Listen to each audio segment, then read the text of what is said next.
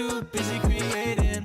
I am not a role model, I'm just a kid in this room with the mic and a vision.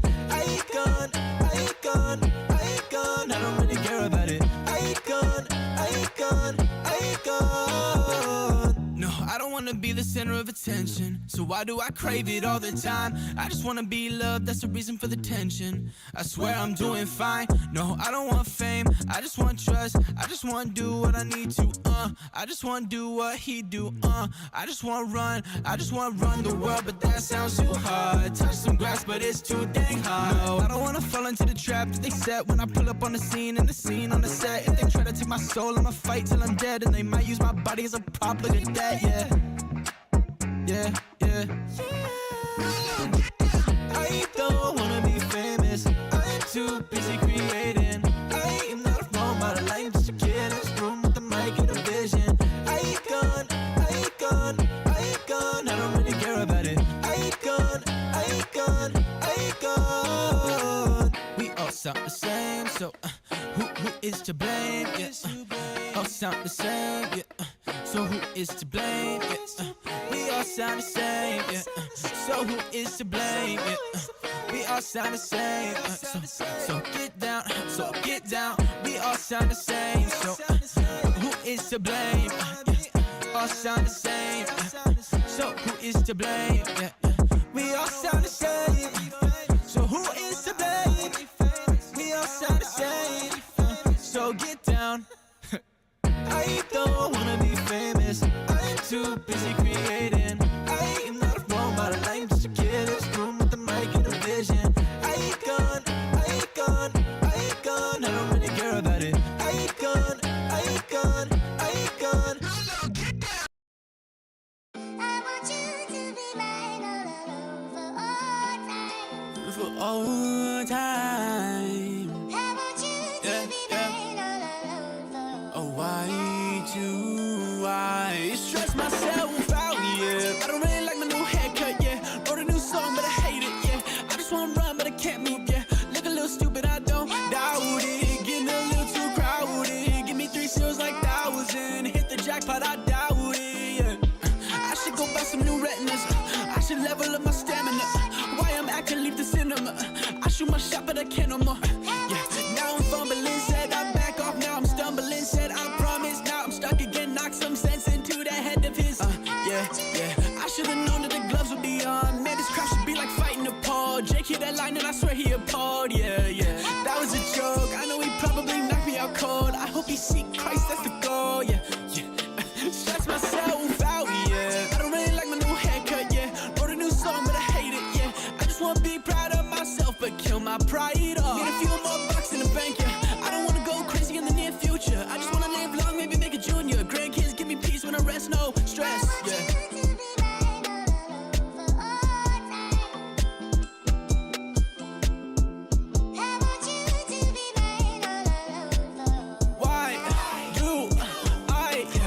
Myself out, yeah. I don't really like my new haircut, yeah. Wrote a new song, but I hate it, yeah. I just wanna run, but I can't move, yeah.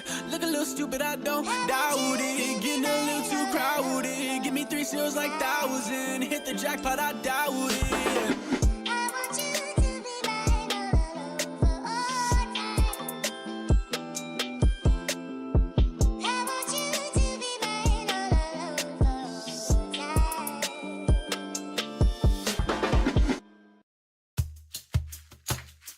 Why is this so difficult? And I was trying to make it all make sense like that, yeah. I want some organized chaos, yeah. And I was trying to make it all make sense like that, yeah. I want some organized chaos, yeah.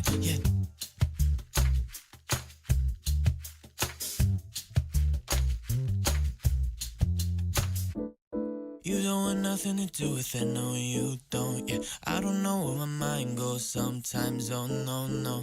I don't want nothing to do with it, no I don't. But I've been been trying to make it all make sense on my own. Yeah, tell me where I'm going, give me vision, cause I really wanna get there now. I'm impatient, feeling stupid, teach me how to slow down. Tell me where I'm going, give me vision, cause I really wanna get there now. I'm impatient, feeling stupid, teach me how to slow down. And I was trying to make it all make sense like that. I want some organized chaos, yeah. And I was trying to make it all make sense like that. I want some organized chaos, yeah.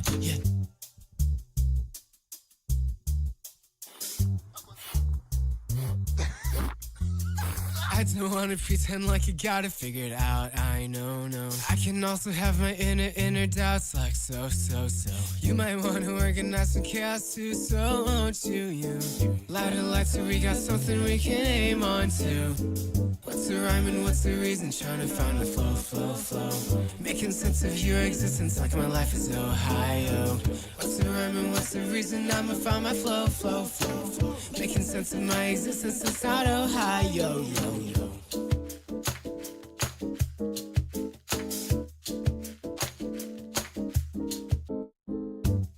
And I was trying to make it all make sense like that. I want some organized chaos, yeah. And I was trying to make it all make sense like that. I want some organized chaos, yeah. And I was trying to make it all make sense like that. I want some organized chaos, yeah. And I was trying to make it all make sense like that. I want some organized chaos, yeah.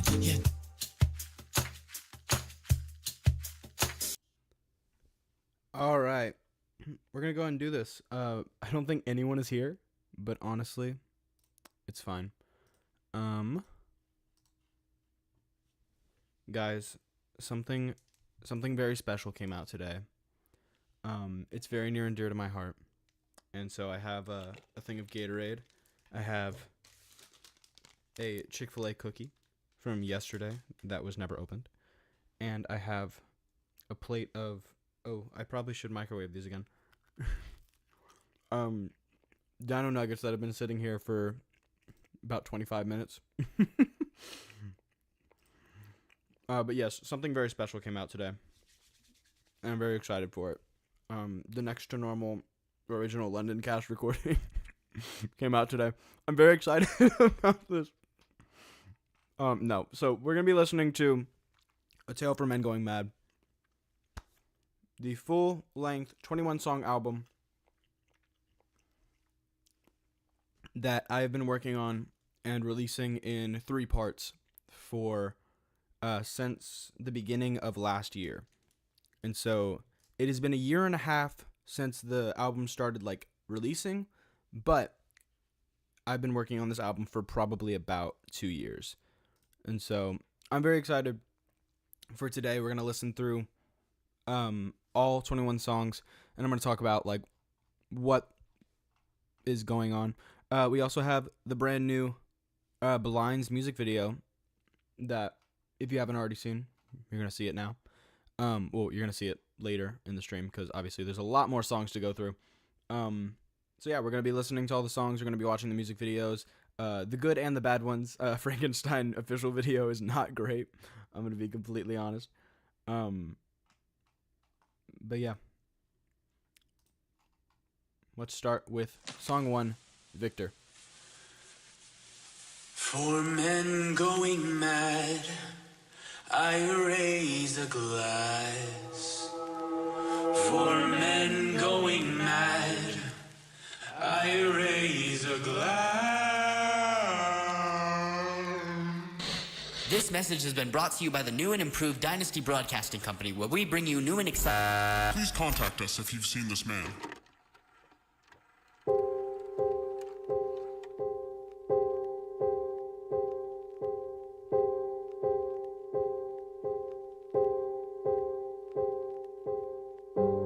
Storms raging, I'm barely breathing. Too busy, so I've barely eaten. God have mercy on my soul. I've been trying to kill my demons. Stop asking me so many questions. I'm a wreck, can't you see I'm on the brink? I've been here learning so many lessons. Shipwrecked, so I think that I'm about to sink. You're probably curious to hear what I've been up to. I've been trudging my way across the sea. I've been trying to right my wrongs for some time now, trying to find the one who fled from me. But I only make it worse when I do it on my own, and I'm trying not to feel ashamed, cause it only makes it worse when I bow my head and pray, and I'm trying not to be afraid. Victor, how did you fall? Run from me, run from me. I've been looking at the future like it's my choice. Clap for me, clap for me. Yeah, my ego love to think that I'm the hottest in the room. Humble me, cause I'm looking in the mirror daydreaming about fame. Look at me, look at me. My ambition gonna be the death of me. Wait and see, I don't wanna go down the path of the wicked. I just wanna stay home, maybe just kick it. That can be my options, third party can't miss it. Gotta do something so his name be lifted. I can't keep it all inside, guess the pain is just implied. I've been laughing out of spite, wanna see the sea divide. Wanna see I must be blind, I've been stuck inside my mind too long. What is going on? Guess I made my own monster. 8 feet tall, that's a hard pill to swallow. Guess I made my own monster. Freaking out, I don't have the rights, not a squatter. Ay, yeah, I can't mess with no God complex. Yeah, I've been on my knees like I got reflexes. Praying on my downfall, cause I'm my worst enemy. Devil got no right, yeah, get that crap away from me. I can't mess with no Lucy, I don't love you. I don't understand what you think, we above you. If you wanna push me to the side, better shove good, because if you don't, I'm back again, that's rough, dude. Yeah, I just do my dance like 1, 2, 3. Yeah, you wanna check my stance, like go ahead, critique. Guess I made my own monster. 8 feet tall, that's a hard pill to swallow.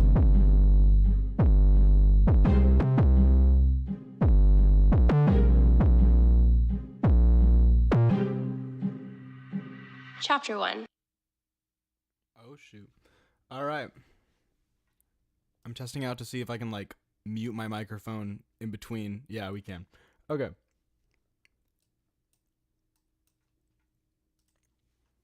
So track 1, Victor. Let me go back real quick. So a few little details. Number 1, this picture. This was the album cover for the first 7 songs. If you don't know, this album was released in 3 parts, chapters 1, 2, and 3. First one was titled Do Share in My Madness, which is a direct quote from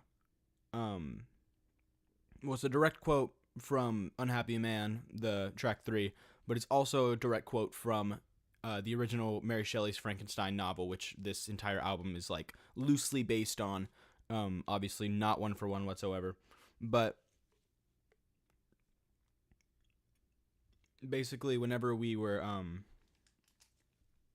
filming the music video for Pity Party, which is track 7, Channing Bentley took pictures on a app called Lapse, which is like this like old camera, like digital camera app that makes pictures look like this. And so he just took random candid photos, and I really liked the way that this one looked, in terms of like me being kind of like very low lighting in the with the sun coming through the clouds and everything.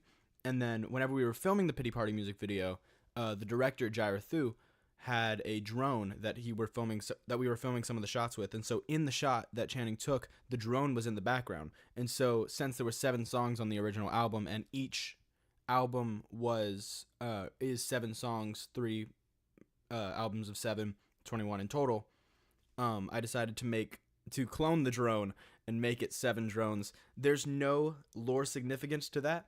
It's just fun. And it kind of gives off the idea of like being watched, and like this creepy feeling of like all the eyes being on him and shame and all that. And I really like it. And so this little part at the beginning that starts the album, and it's the 4 men going mad, I raise a glass. This was recorded in my closet For men going mad. I literally just voice memoed, put my phone on top of a shelf in my closet at my old apartment, and voice memoed, and it's really bad. I raise a glass. That note is awful. I can't remember if I auto-tuned this or not, but that is awful, and I kept it on the album for some reason. But the glass. And I tried to make it kind of feel like it was supposed to sound very, and it kind of was supposed to sound very vintage, very just like old and kind of like worn out. And so that's why we have like this weird pitch bended riser that makes it feel out of tune off the bat. And then For men going mad. we have some harmonies in there. I raise a glass. And then I pitch bended it because once again, it was already not the right note, but I made it even more not the right note on purpose for the sake of the aesthetic, the sound. This message has been brought to you by the new and improved Dynasty Broadcasting Company, where we bring you new and exciting... Dynasty Broadcasting Company. It's so that is kind of like my old well, it's part of the Gummy Kings lore. I probably shouldn't have included on this album because originally Dynasty Broadcasting Company was gonna have some significance in the story. It kind of doesn't anymore, and it's more of just like it can be attached. This story is not canon to the Gummy Kings. I would never put this into the Gummy Kings universe. I wouldn't say never, but I don't plan on putting this in the Gummy Kings universe, and so it has no bearing on that. So ignore it. No. The Dynasty Broadcasting Company is basically a company that creates a bunch of different like entertainment stuff, and so it's this idea of like Victor is on the run from these people and this monster that he has created, and they're looking for him because he created a monster, and so they're like, oh, we need to like catch this guy, and so he's on the run, and that's kind of like what this entire album is kind of him coming to terms with that shame. Please contact us if you've seen this man. This is what I refer to as the Victor chord. This is if I can remember correctly, a G, G sharp, and a C played at the same time. Outside of this specific piano sound, if you play this on a regular piano, and it is still in this piano, very dissonant. And it's supposed to be very dissonant. And I remember I played it for a friend of mine, and immediately she was like, "Oh, I don't like that." She was like, "That sounds bad. That sounds gross." And I was like, "Good. That's what I was hoping for." It's supposed to sound dissonant and uncomfortable because I wanted to evoke that emotion of what Victor is feeling. And whenever I played it on the piano for the first time by accident, I was like, this can go on the album. This makes sense on the album. And so I'm very glad that it came out sounding how I wanted it to. So we're not going to listen to the whole thing again. Up to, I've been trudging my way across the sea. I've been trying to right my wrongs for some time now, trying to find the one who fled from me. The one who fled from me is once again a direct quote from Frankenstein. This is supposed to kind of take place. This entire album is a cautionary tale. The idea of the original book is that Victor Frankenstein tried to play God, and he tried to create life himself, and it ended up coming back to bite him in the butt. He ended up losing a lot of people close to him to the monster he had created, and so he ends up trying to track down the monster and kill it himself. This, of course, does not work, and in the original novel, he gets killed by the monster in the Arctic. But before that, he is found by a captain named Captain Robert Walton, and Walton basically brings him onto the ship and nurses him back to health with the rest of the crew. And Victor tells him the events of this entire book is kind of like this narration of him telling it to Captain Walton. And so he's telling him all this stuff, and he's saying like, I was trying to find the one who fled from me. And so that's where that line come from. And that's kind of what this entire beginning is him basically saying, Robert Walton is a man of great ambition, and so is Victor Frankenstein. And so Victor Frankenstein is basically telling Walton, like, I can see myself in you, and so I need you to not go down the same path that I did. And so in this situation, Walton is the audience listening, and Victor is kind of saying, hey, you need to like not do the things that I did because you're not going to like the result. But I only make it worse when I do it on my own, and I'm trying not to feel ashamed. Cause it only makes it worse when I bow my head and pray, and I'm trying not to be afraid. Victor, how did you fall? That line, Victor, how did you fall? One of my favorite things I've ever written because of the meaning behind it. Is it can mean different things because it's how did you fall in terms of in the original book he like is lying on the ground like dying of like the cold, and so it's like how did you fall, how did you get to the place, but it's also how did you get to the place that you are right now, and then it's also how did you fall in terms of how did you fail, how did you get this bad. And so this is like the therapist character played by Ava Morley Larson, Diane Larson, whatever. I think that's her middle name. Basically, me and Channing were brainstorming one day because I was like, I want this therapist character on the album that kind of like represents. In the original novel, it's Walton, and so Walton is not only the audience, but also kind of this therapist character is like the sub-in for Walter, and Walton, and the therapist is kind of like talking to Victor and like kind of trying to tough love and encourage him in certain points, like in the song Isolation. It's very tough love. It's very like you need to like get your crap together. And so it turns from Victor being like trying to warn Walton to instead being Walton kind of like yeah, no, I'm not gonna do that, that's stupid. And so this like Victor, how did you fall? And throughout the entire album cycle, we're kind of getting this narration from the therapist character that ties the story together in a way that is not only Victor is teaching the audience a lesson, but also the therapist character is teaching Victor a lesson at the same time. And so let's move on to the next song. Oh, let's not do wait, hang on, I was about to skip to Pity Party. Chapter 1. Chapter 1. This is Frankenstein.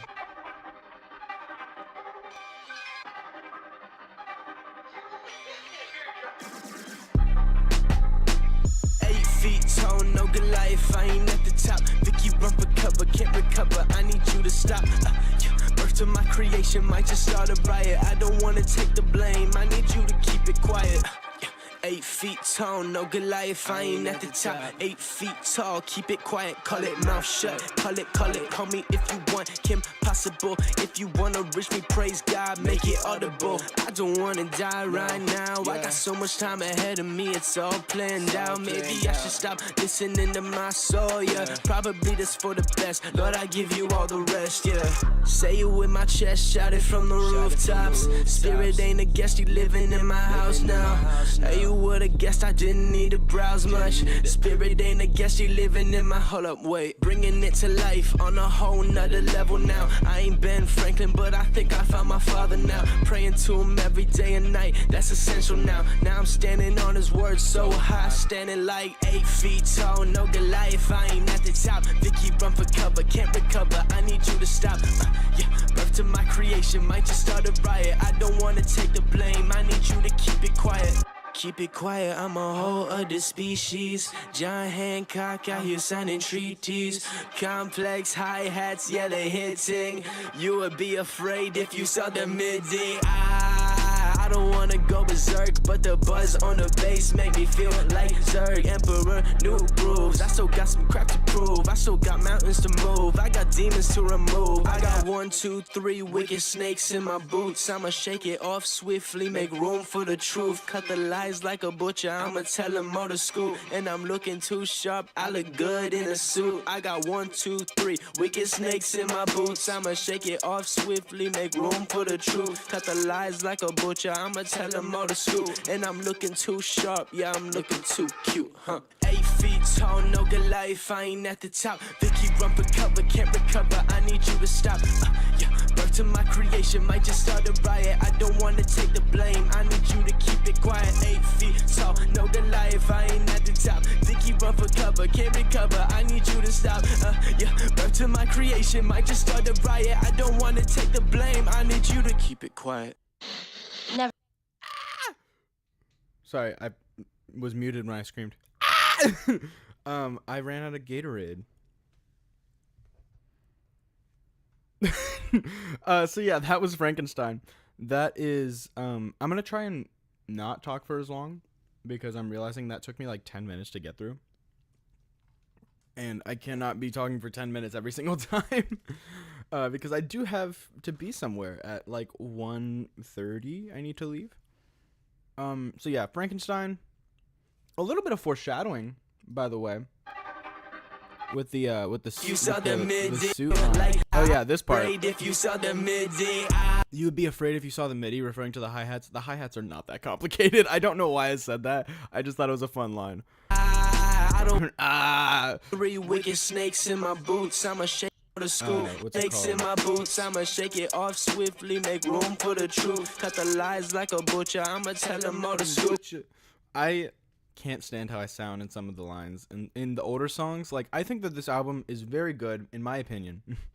I think that I did a good job. But some of the lines, the deliveries are not great. Butcher. And I'm looking too sharp. Yeah, I'm looking too cute, huh? That was so... I think that line's really funny. But I think it's so stupid. No, the part about the line, the suit. Looking too sharp. I look good. You're in a suit. I did not have the idea for the suit for Victor. When I made this song and when we made this video, I wish I would have though, because I look so stupid in this little t-shirt and that's a bed sheet. That is a bed sheet. It was a very last minute decision for me to wear this in the video. I thought that it would look like a cloak. It did not look like a cloak. It looks like I grabbed a bed sheet from Walmart and called it a day, which is basically what happened. And so I also have a staff. This look, I thought that this was going to be the look for the whole album, and very quickly I realized this sucks. I hate this. And then we did the Run It music video, and that's whenever we had the idea for the suit. And I was like, okay, suit and gloves, I'll look crazy. And there's one picture that I look like Oswald Cobblepot from Gotham, if you know what he looks like in that. And so, yeah, there's not much to say about this song. I really like the idea of the first two songs being called Victor and then Frankenstein, and kind of like going into each other. And I'm very much a fan of album transitions, and so each song kind of going into each other decently seamlessly is very much something that I enjoy listening to when it happens on any album. And honestly, I think it makes certain songs better. I think that it makes songs better. I will like a song much more if it transitions from the previous song, because it gets me hype and it gets me excited. And so that's why I try to do that on my albums. And I've been trying to do that since I'm Sorry, I guess. I don't remember if I did that before it, but yeah. That's really all I have to say about this one. This music video is kind of crappy. Love you, Bowden, but we did not do a great job on this one.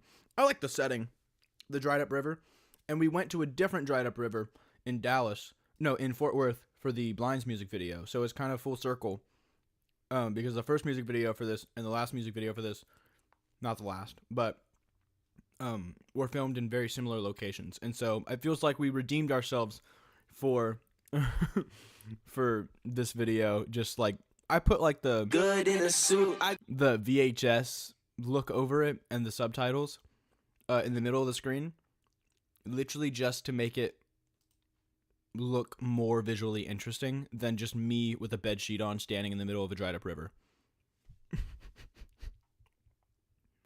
And so yeah, that's Frankenstein. Let's go on to Unhappy Never Man. mind that. Where do I start? Just start at the beginning.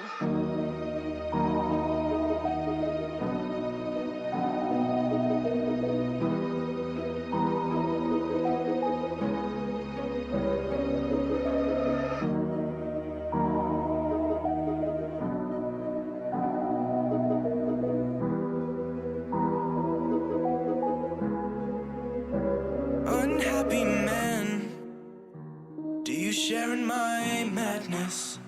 I can see it in your eyes.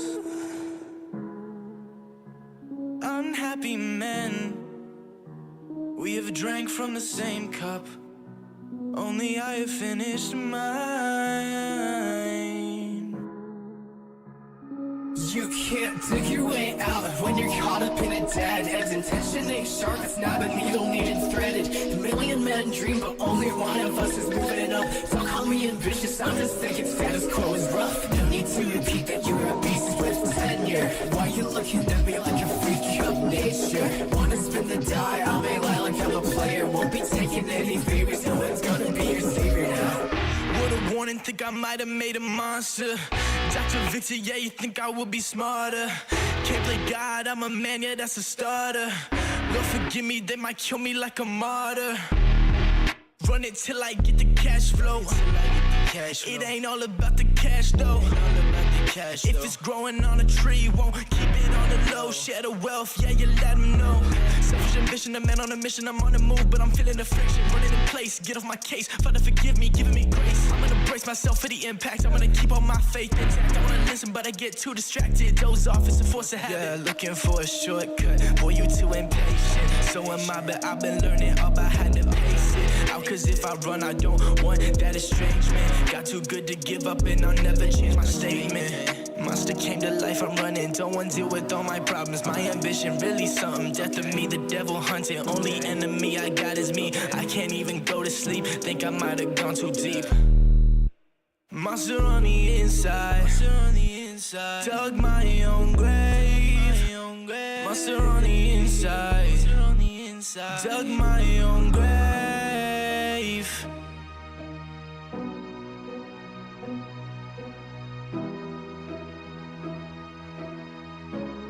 So you mean to tell me you made something bigger than yourself? It's on the level no one ever reached. You played the cards you dealt, and now your problems all got unleashed. You questioned your morality, now everything you love is deceased. Because you brought the dead to life, and now your own life will be obsolete. Was creation when your demons pulled a straw and got the longer one? I pray you're not a mirror of myself, with a future I myself become. You make me question my morality, red herring or foreshadowing. Does science do this to you, or was it something else entirely? Yeah, destiny or obsession, I'm sure that there's a healthy line. You're in a rut completely burned up, your accident or by design. Don't want to question my own sanity, but your resemblance is uncanny. Do you really see yourself in me? Am I mad or am I lost at sea? I dig my way out when I'm caught up in a dead end. Attention's pretty sharp, it's a needle on the thread. It was us and caught the dream, but only one of us is keeping it. Don't call me ambitious, it's the status quo, cut it. So for me and you, you're a beast with tenure. Why you looking at me like a freak of nature? Wanna spin the die if I may die like I'm a martyr. Won't be taking any favors, no one's gonna be your savior. Ooh, savior now. Savior now. I'm going to cut it off before it transitions into the next song. Because this song, I will say, one thing about this song, the ending doesn't complete the full measure. Because it didn't transition right whenever I originally made it. And so, what is this comment? What the freak? Oh, Prince KJ. Go listen to Next by Prince KJ featuring me. I just opened up the comments. I wasn't able to see the comments on my computer, and so I have it pulled up on my laptop. Cameron is commenting a lot. A little thing about he said there was a boat horn. That was not a boat horn. That was my voice where I just cut off and repeated it over and over again. So it's on Victor.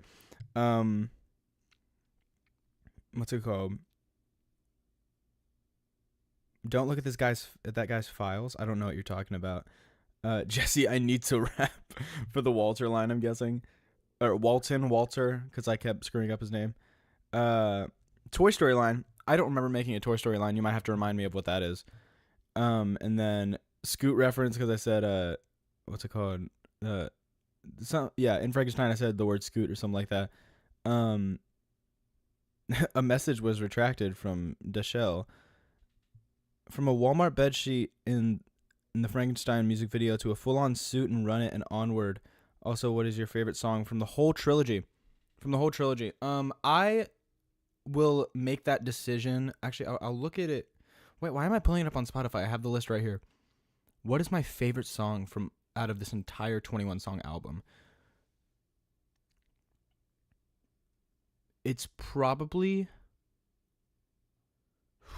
That is a difficult thing to answer because there's a lot of them that are so different. Like, most of the ones right off the bat are just kind of like, oh, they're melodic rap songs or they're rap songs. Whiplash, definitely. Okay, I will say what my favorite is from each one.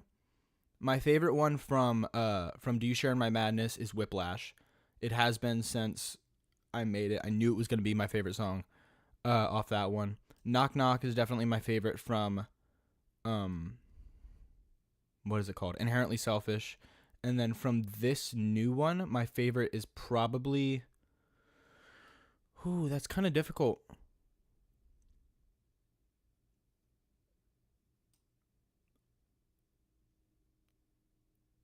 I Trust You, Lord / Deserve Love is pretty good in terms of it sounds very different from the rest of the album, and it was produced by Micah Hood, the one of the members of my band, The Unabridged.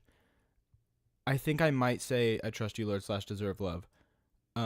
If not, it might have to go to, I don't know. I think that is my favorite from the final one. What else we got?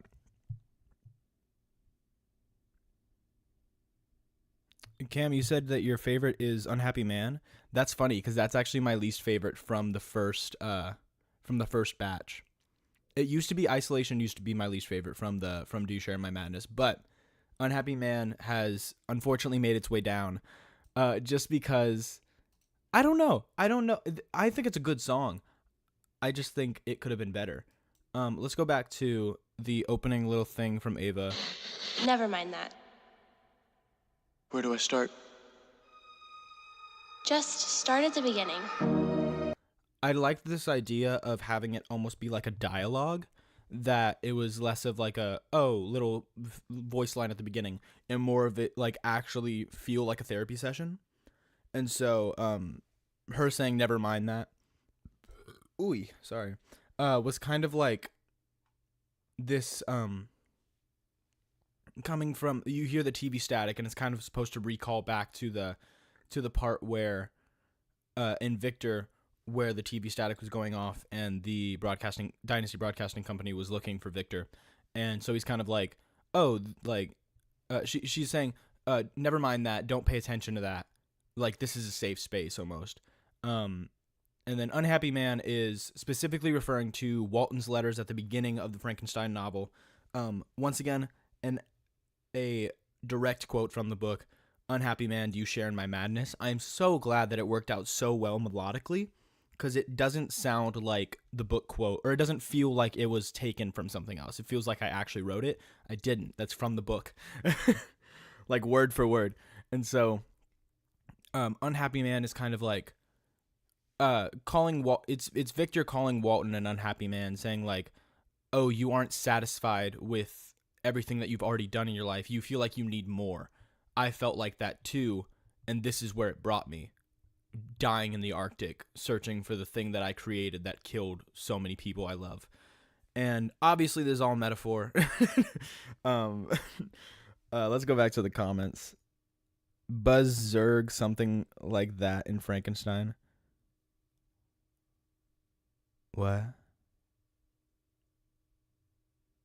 Oh, this guy's files. Right. The buzz on the bass make me feel like Zurg, Frankenstein song 2. Whiplash is fire. Yes, we are getting to that in two more songs after that. Trust You Lord is like a worship song. Yes, it is. And I wrote it. I'll explain whenever we get to that song. But besides the autotune, it was fantastic.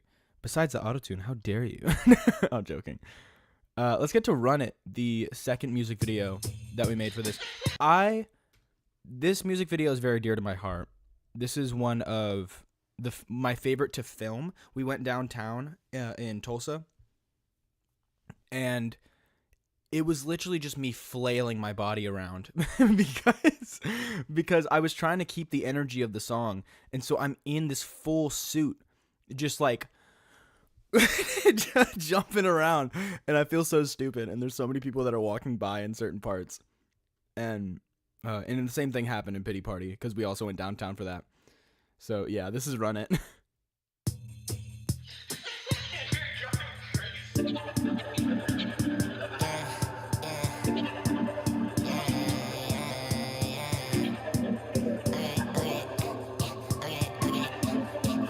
One, two, three, I'ma run it independent. I don't know how we been staying so low. All in the timing of the Lord, brother, he saved my soul. I'ma keep going till I'm whole. In the grave when I drop, Jesus, he modeled that role. In the picture, can't cry.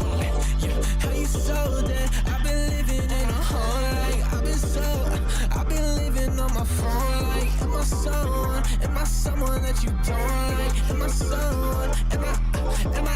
I've been saying, overthinking, falling like the Dow Jones. I've been fighting all my demons, can't seem to reach for 5 stones. I've been feeling so egregious, I've been hearing, I don't know. I need help, I need more Jesus, feeling shiver in my bones. Just go, I'ma catch up when I can. I've been sticking to the plan, I ain't heard it, but it's okay.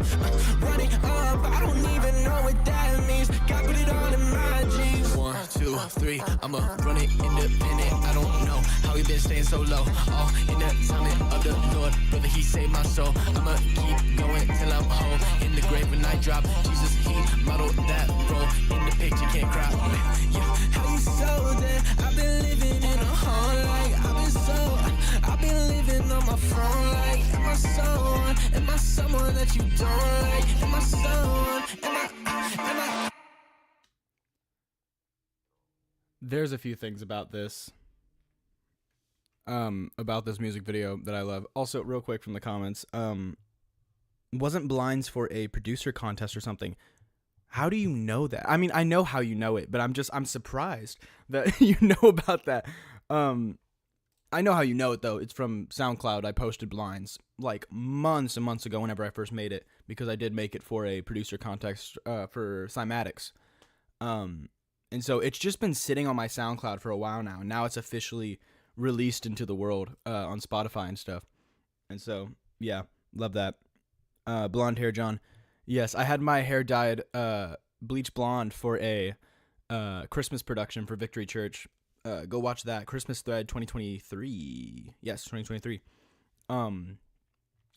They dyed my hair blonde because I was being an angel, and they didn't expect me to say yes, but I was like, yeah, I'll do it. And so I thought it worked well for the character, and then I cut my hair, and so now it's kind of inconsistent because now my hair isn't blonde for chapter 3, but it's fine. It's fine. Yes, this is Jersey Beat, not Jersey Drill. Jersey Beat, the boom boom boom boom boom. I made this song around the time that it started getting really popular especially like in Christian rap. The song by who was it? It was Hulvey and Tori Deshawn, right? I think I can't love like that. Boom boom boom boom boom. And so originally I was like, I don't want to hop on the trend, but then I was like, but it would be kind of fun. And so I made the beat for this, and I was like, oh, this is actually really cool. And it replaced. There was another song that was on the album. I don't remember which one it was, but I took it off the album, and it's never going to be released because I thought that this song never mind, it was released. So was originally track 4 on this album. And I didn't think it was, guys, my prayer alarm is going off. Lord, I pray that this album is received well, and that it means something to people. And I prayed this prayer a lot of times. I pray that this album means like a lot to because it means a lot to me. And so I pray that it means a lot to other people that can relate to it, and the messages and the themes that it goes through. And I'll get into that later. Yeah, I just pray that this album helps people, that it is, because I think it helps me. It helps me a lot. In Jesus' name, amen. One little thing about what is this? Jon-Marc x John Keith. Also, you have you seen John Keith's announcement on his new album? Yes, I'm so excited for the new John Keith album. When at the end, whenever it said John Bellion's featuring on it, I was like, holy crap. Because I've heard John Keith talk about John Bellion in past videos. And so the fact that he's able to make a song with him is crazy. Also, the new John Bellion album coming out in like a week. The summer is feeding. This part of the music video. 3, I'ma run it independent. I don't know how we been staying so low. And I've been sticking to the plan. I ain't heard it, but night drop. Jesus, he modeled that role. It's this part. How you so dead? I've been living in a hole like I've been. That part is way too clean, and I did not intend to do it. I fall into the pattern, especially in these music videos where I'm doing multiple takes of the same song. Especially in a shorter music video like this, I end up falling into the patterns of doing the same moves on certain parts. And so this part was so good because it was a perfect match cut. I look so stupid in this frame.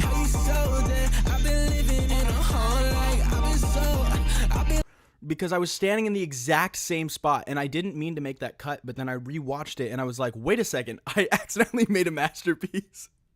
Because this just cuts so well into each other. I want to watch that part again. Like what? I can't get over that. Okay. That was Run It. That was just a fun one. Isolation. Yeah, Run It didn't really have anything to do with the themes of the album, the story. It's just a fun song to get the energy back. That looks intentional. It was not. I promise you it was not. I know you're joking. Isolation. One of the sad ones. How do I get rid of the itch without scratching it?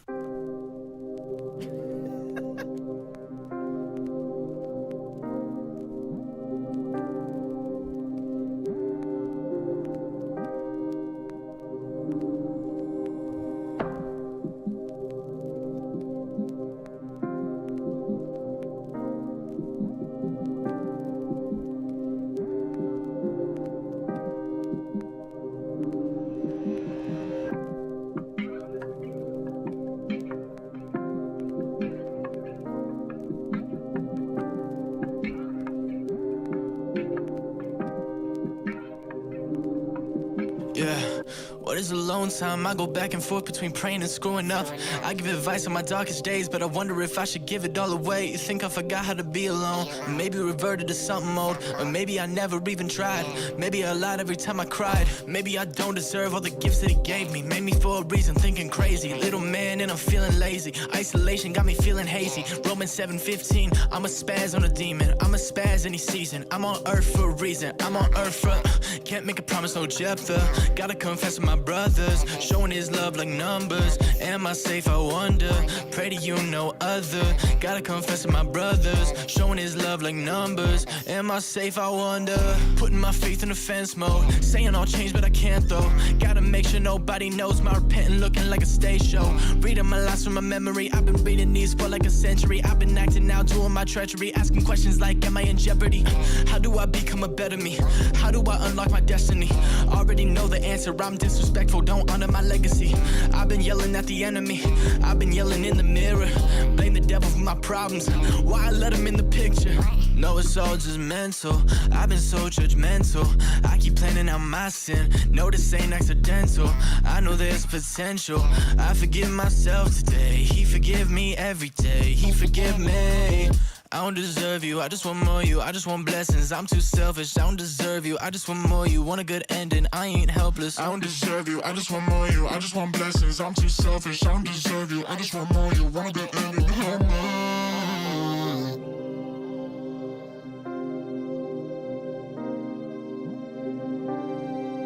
All you're doing is sitting around waiting for something to give. You're not getting down to the root of the problem.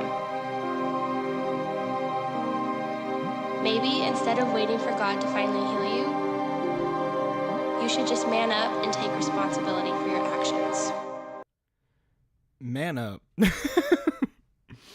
Yeah, Isolation used to be my least favorite song on the album. It has grown on me a lot since it first released, simply because of how much it means to me in terms of one of the more, definitely the most vulnerable song on the first album. And then that kind of like, and then chapter 2 got super vulnerable, super like songs like In Pursuit of Purity, You Should Be Upset, and The Trial. Those songs really knocked it out of the park in terms of being like super like vague honest, where I'm not like, I realized this, I did a thing, I posted about it a little while ago, putting song lyrics that my song lyrics into ChatGPT and like saying like, what is this song about? And it never guesses it exactly because I'm not specific enough in what I was actually writing about, but it gets it right in terms of like the idea of sin and falling and of kind of like this repentant cycle that this album is about. And so that's kind of what this song is about, is just like this feeling of isolating yourself and knowing that you're doing something wrong, but not really getting down to what you're supposed to be doing. And so this little monologue that I had Ava do at the end is really just like, All you're doing is sitting around waiting for something to give. You're not getting down to the root of the problem.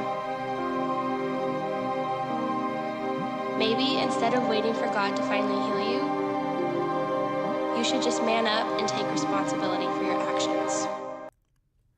like, it's just such a like, I was mad at myself that day. Whenever I wrote that, I was pissed off. And so I was very much like wanting to talk from the perspective of this therapist character, and subsequently almost like a, I don't want to say a guardian angel, but it's kind of like this character that knows what's best for him. And so it is kind of like a god type character where they know best, and it's just a constant learning cycle. Isolation, purity, and solitude is what you're learning. Yes, amen. I love that. Isolation and solitude are very much the antithesis on this album, in terms of, I didn't mean to write Solitude as a sequel to this song, but it very much ended up becoming kind of like, Solitude was what Isolation wanted to be. Not in terms of like Solitude is better than I mean, it is kind of a better song, but in terms of the concept of what solitude is what I should have been doing in this song. Or in a metaphorical sense, not in like, I should have made solitude instead of isolation. Like, not in a song sense, in an actual real life sense. This is one of the longest intros I've ever done for a song. Like, the lyrics don't actually start until like 40 seconds. I go back. 45 seconds in. Yeah. What is? I don't usually do long intros because I just don't. I'm impatient, and also I know that people's attention spans are short. But I felt like this song called for just like a moment to breathe after everything that had happened before, where we had like so many just like big heavy songs that were energetic and like, I felt like it just needed a moment to breathe. And so that's why Isolation has a longer intro. This somebody commented on the video 5 hours ago, how do you get rid of the itch without scratching it? Once again, one of the main ideas of the album is like, how do you get, I mean, there's not really much other way to put it, is how do you get rid of the itch without scratching it? And when I came up with that, I was like, oh my gosh, like that's, it's such a like powerful phrase of, I don't know what I'm talking about most of the time. I don't actually know how to articulate my thoughts. Let's move on to Whiplash. Best song on this album.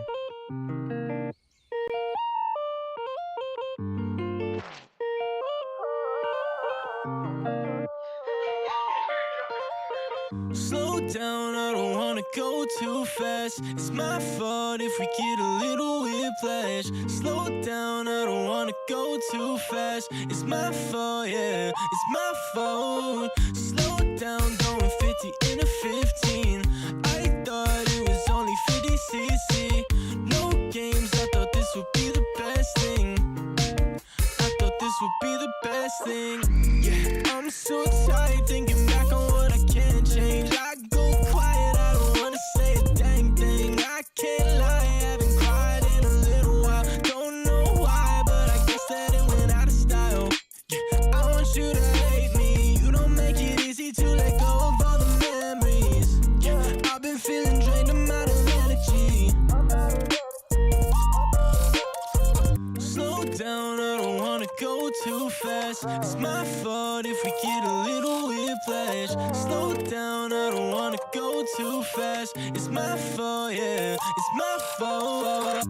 I don't wanna answer my phone. Would you cry? Well, I just don't know. Hypotheticals in these decibels. I'm a man, but I don't feel grown. I don't wanna act, I don't wanna fake it all. I don't want you back, I would rather drive alone. Way too fast and I learned my lesson. Whiplash on my neck, I guess. And why you asking so many questions? When did I say start your engine? When did I appoint this session? How did this become obsession? Hate to look in my reflection, I don't trust myself. Slow down, I don't wanna go too fast. It's my fault if we get a little whiplash. Slow down, I don't wanna go too fast. It's my fault, yeah, it's my fault. Slow down, going 50 in a 15. I thought it was only 50cc. No games, I thought this would be the best thing.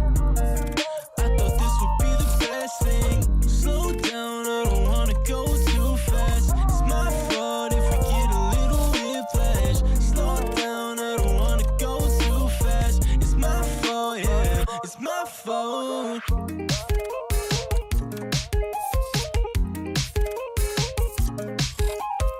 I've been thinking too much about the future now. I'm impatient, I wish it comes sooner now. I've been praying to my father like a junior now, cause I want nothing less, like I'm a Luther now. And I'm running back and forth like a juvenile. Want it all, don't call me delusional. And I want guys playing cause it's beautiful. Screw my own mind cause it's pitiful. I'm way too selfish, typical. And I'm sitting here praying for a miracle. And I'm waiting on the day of my pinnacle. And you see it all playing on digital. I'ma run it all down every syllable. If I'm wrong, I'ma make that visible. Tell the truth, you bet that's the minimum. And I'm sitting here praying for a miracle.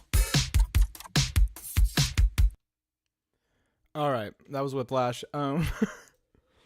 Modern day Shakespeare, because I can't articulate my freaking thoughts. Yeah. Writing wise, one of my favorite songs I've written because of how once again, I know that I'm decent at writing whenever I do the ChatGPT thing, and it nails it. It freaking nails it. It'll literally go through lyrics, and sometimes I get like embarrassed reading it because I'll put in like a super vulnerable song, and then it'll be like, you have this problem, and I'll be like, oh, okay, thank you for that, I love that. Yeah, how'd I make the melody? I made the melody. I didn't make the melody. I didn't make the melody. Most of my songs on this album, and most of my songs in general, I use loops from. I used to do a lot of cymatics. Now I'm doing a lot of splice because I have a splice subscription now. But this was a cymatics loop that I looked up. Like, I wanted Midwest emo guitar type stuff. This song is very much inspired by the artist Breakins. If you look up any of his songs, you will know exactly like what the style is. It's a very defined, like, fast electric guitar, clean electric guitar, and then drums can do anything, but this is one of the more basic styles of it, just like regular hip-hop, going between rock and hip-hop, not rock, like more like, and then the hip-hop, it comes in with more like a halftime feel. And so, no, I did not make the melody, but love this song. I can't play guitar. At least that kind of guitar I cannot play, but this song is very much my favorite off of the original 7. And it might be, I don't know if it's my favorite out of the entire album. I don't know if I have a favorite off the entire album, actually. That's crazy. But yeah, love this song. Little period at the end. Pity Party. Third music video off the album, and it is one that I wrote with Channing Bentley. We sat down in my apartment at my computer and made this beat and literally said, what is one of the weirdest things that we could possibly make? And every time we said, this might sound stupid. Anytime we said, this might sound stupid, this is a thing that I do a lot when I'm making, when I'm producing music. I'll be like, oh, this is going to be dumb. And then I'll do it and I'll be like, I actually kind of like that. And so this song is the culmination of, this might sound dumb, but I'm going to do it anyways. And you can hear it from this piano thing at the beginning. I did not think this was going to work. This is MIDI, weird MIDI stuff that I just started like stacking chords that just like built up over and over again. And then it goes into the loops and stuff. And it's just an insane song production wise. And the inspirations for melody and style go from like Quadeca to Playboy Cardi so quickly. And so yeah, this is Pity Party.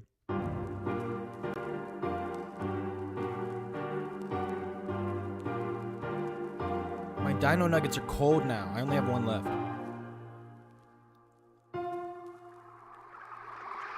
Pity party like I tell on myself. Say I'm perfect, boy, you lie to yourself. I don't want no one to tell me I'm great. You can't kill me, boy, my flesh in the grave. I'm on a whole nother level than I was before. Devil make me feel like I'm on the floor. Like I just reset to my old days. Oh dang, I just reset to my old ways. I climb the mountain and I fall. I don't like talking to the wall. I yell at my demons to tell them I'm yours, Lord. 24 hours, I don't make the most of it. I hate to sleep, but it's hard to get out of it. You told me rest, so I guess that I'm dozing it. You told me die to my flesh, I go ghost to it.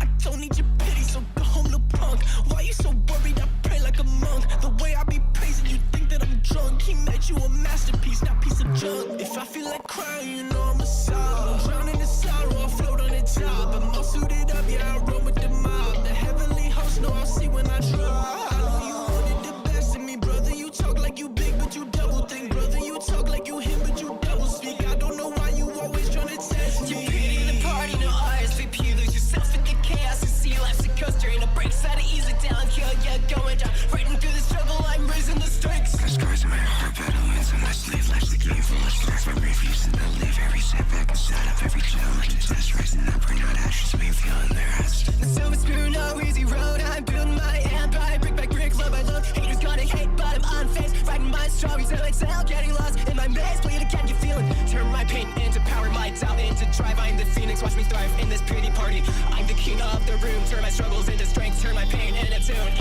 yeah. I confess in my flaws, I ain't got no disguise. Pushing buttons of life, don't sugarcoat the lies. I'm a mess, don't call me great. Staring at my demons, but I see on my fate. Battle devil, it's all part of the game. I'm not who I was, I'm evolved. I'm grown in the face of adversity. I hold my own, reset the days, but I won't lose my pace. Learn from my past, pray to God, He showed me His grace, yeah. Oh, I climb the mountain and I fall. I don't like talking to the wall. Yeah, my demons, they tell me yours, Lord.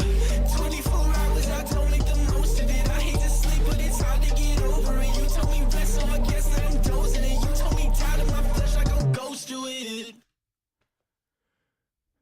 That is the end of chapter 1. We are a third of the way through. Pity Party is a song. It's a song.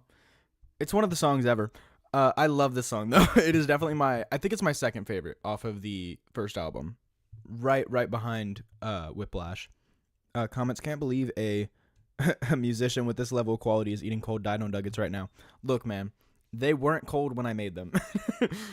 But I made them at 10 o'clock. And then I didn't start the stream, and I didn't start eating them until 10:15 because I wanted to save them for the stream. But I forgot that when you don't touch something for a while, it starts getting cold. And so they were already cold when I started eating. Yeah, this beat is violent. This beat is very violent. I wanted it to feel very aggressive, and originally another Midwest emo hyperpop type song was going to be at the end of the first album. but I cut it because it didn't sound very good.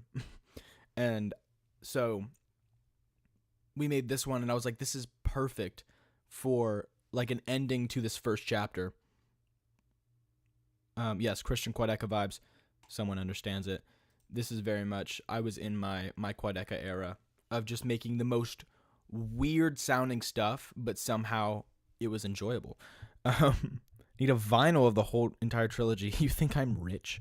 I think this is one of my favorite now. That's crazy. I'm happy for it. I'm good. I'm here. What am I saying? I'm literally just talking out my butt right now. If I start saying absolute nonsense, it's because I don't know what else to say.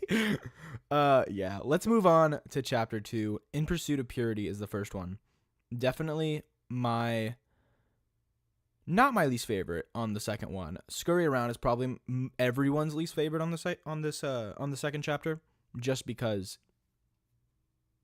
Yeah, you'll hear it when you hear it. I want you to try this exercise.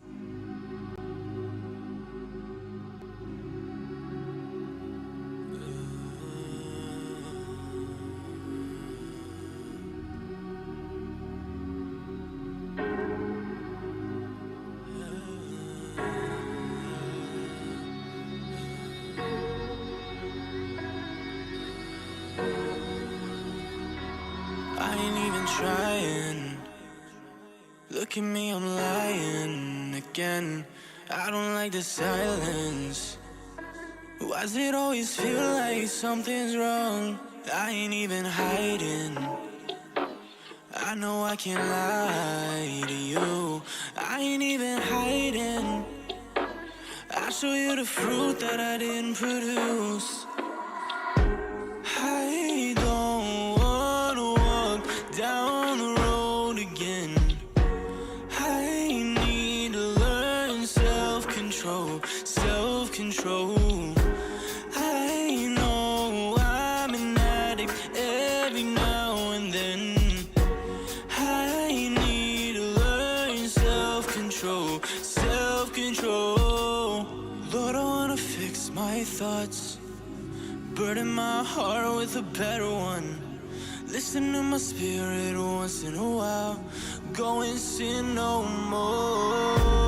Lord, I wanna fix my thoughts, burden my heart with a better one. Listen to my spirit once in a while. Go and sin no more.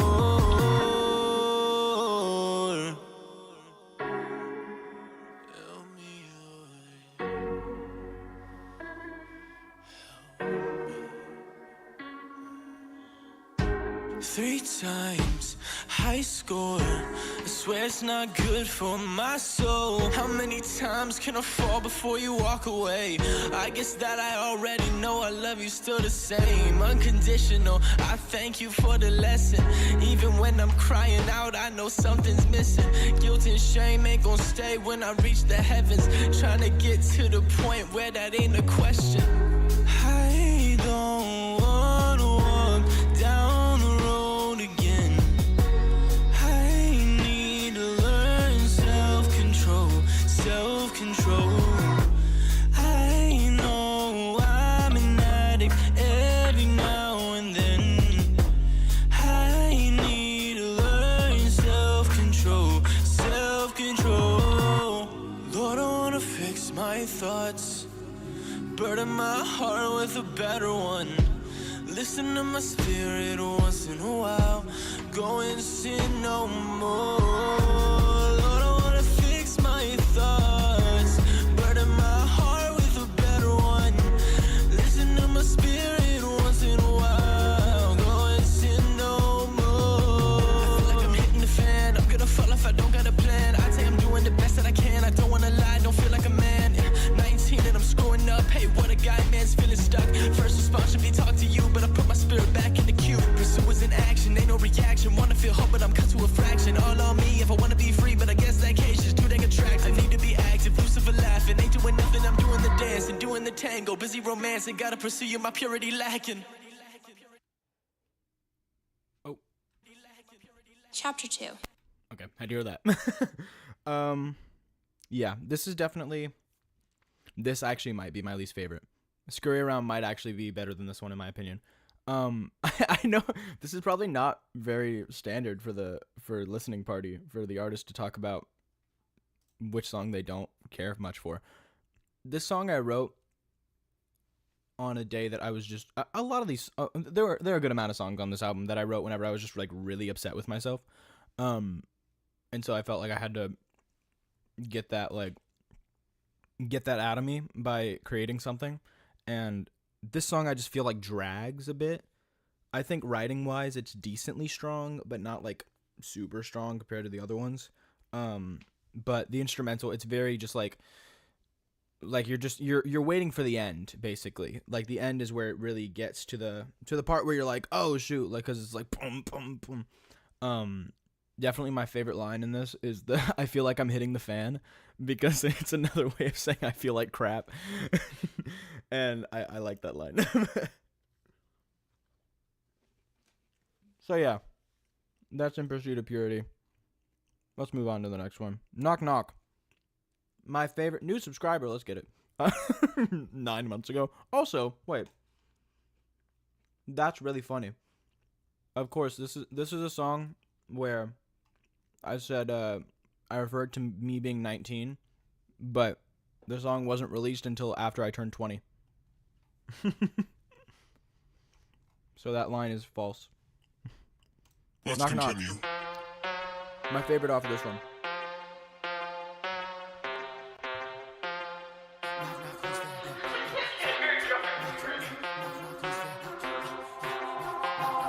Knock, knock, who's there? Talking to myself like I talk to the air. Eat all the beats up, boy, I swear. If you wanna touch my track, don't dare. Take it to the bridge, we put it out there. If you wanna hate me, well, that's fair. If you wanna hate me, fit it in your schedule. It's full time, but it ain't that simple. You think I found out that I'm the problem, selfish and a hypocrite. Blow it up in big proportions, I feel I can handle it. I discovered playing God don't come with some instructions. Why I tried to keep control when I can barely function.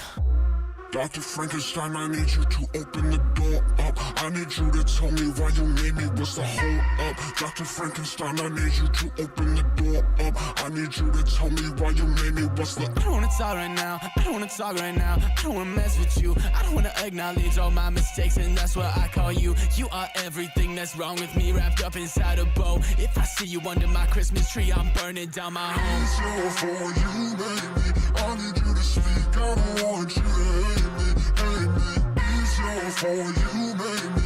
I need you to speak, I don't want you to hate me.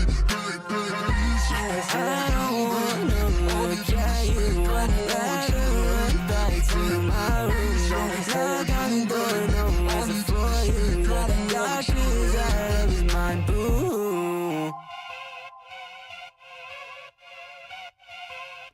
This part is one of my favorite moments on the entire album. I think I don't wanna hide forever. I've been chilling on my friends. Bro, I think I have a problem made him in my basement. Don't need no electric currents. I'm a mad scientist. Amount of times I cause me pain. You think the only muscle plus? Yeah, I've been running out of room in my mind. I've been feeling like I'm low on my time. I've been feeling like I'm past my prime, but I'm only 19. My thoughts are crimes. 84 reasons not to take control. I've been hearing things, not the radio. Ain't my first go, ain't no rodeo. Dr. Victor feel like an animal. Knock, knock, who's there? Talking to myself like I talk to the air. Eat all the beats up, boy, I swear. If you wanna touch my track, don't dare. Take it to the bridge, we can sort it out there. If you wanna hate me, well, that's fair. If you wanna hate me, fit it in your schedule. It's full time, but it ain't that simple. It's your fault, you made me. I need you to speak, I don't want you to hate me. It's your fault, you made me. I need you to speak, I don't want you to hate me. I don't wanna talk right now, I don't wanna talk right now. I don't wanna mess with you, I don't wanna acknowledge all my mistakes, and that's what I call you. You are everything that's wrong with me, wrapped up inside a bow. If I see you under my Christmas tree, I'm burning down my home. Knock, knock, who's there? Nothing is more painful to the human mind than a great and sudden change. The dead calmness of an action which follows and deprives the soul of hope and fear. Justine died, yet I am alive. The blood flows freely in my veins, but a weight of despair and remorse presses on my heart. I have committed deeds beyond description. I believe myself mad. I am mad. All right. Yeah, that might be my favorite on the whole album. I might have actually decided. Yeah, no, that little outro right there was once again another another section from the original Frankenstein novel, slightly altered, like the part at the end where he says like, I believe myself mad, I am mad. I made that up.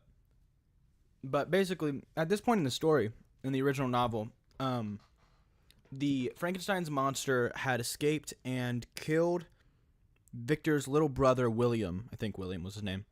And obviously the monster nobody knew about, and so they didn't know who to blame. And so they arrested Justine, who was the like nanny, the babysitter of William, because she was the only person who was seen with him. And so she's basically going to court. She's on death row, and they are about to execute her for the murder of a little boy, which she obviously did not commit. And Victor is fully in the place where he can come clean and say, this is my fault. I created the monster that killed William. But instead, he lets Justine be executed and die, and basically inadvertently frames her for the crime that he technically made happen by accident. But still, he is able to come clean and he does not. And so it kind of like presses on him, and he feels guilty.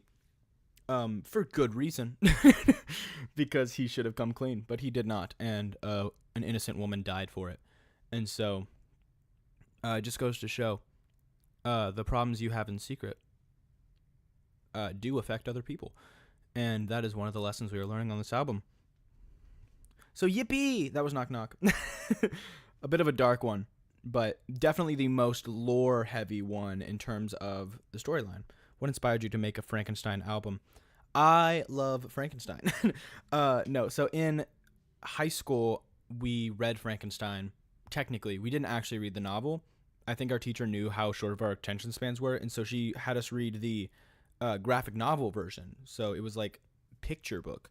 But it was a story of Frankenstein, and I fell in love with the concept and the idea and the messages it portrayed. And the idea that it was one of those stories that had never been represented fully in media, because like you watch the old Frankenstein movies, they are nothing like the book. Robert Walton, the captain, is never actually like shown.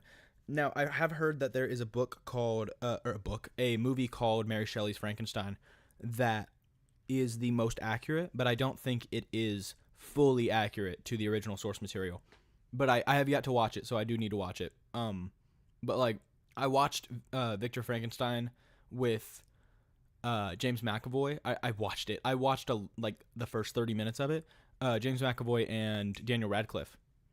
That movie is awful because it is about Igor, Victor Frankenstein's assistant, which is not from the original book, and it upset me because I was like, this is about a character that they made up for an old Frankenstein movie that was not in the original book. And I'm like, we can start making like innovative new stories for old source material after we've made an actual good adaptation. Like we can make our fan fiction movies all we want, but let's get like an actual good adaptation out first, and then we can move on to the other stuff. Like we can't, that's like if like Batman v Superman and like the Snyder stuff was the first iteration of Batman in live action.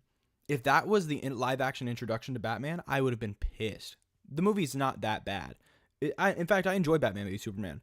But if Batman was out the gate killing people in the first iteration, obviously in the comics he had a gun in the original. I understand that, but they changed it, and it's better now.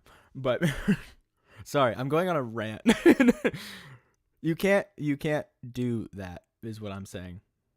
Rapzilla has an open mic. Muncho paid one. I don't have money. Let's move on to Scurry Around, my second least favorite on the chapter 2. But major production studios take notes. Yes, please. Scurry Around. The quality wise, it's supposed to sound very run down, kind of like the beginning of Victor, where it's supposed to kind of sound slightly uncomfortable. This song is supposed to make you uncomfortable. It's supposed to be eerie.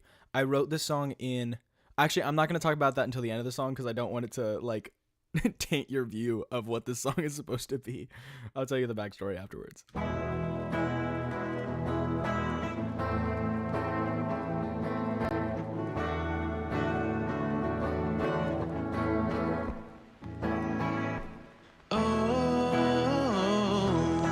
Scurry around till you find what you need.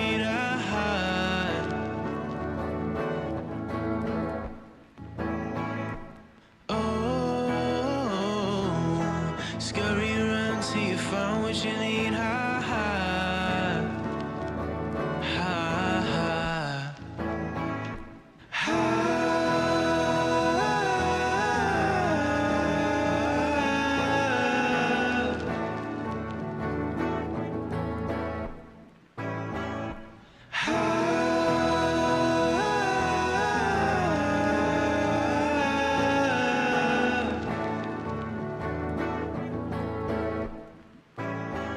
What's going on up there? I wanna know what you're thinking about. Yeah. You gather your supplies and scurry around till you find what you need.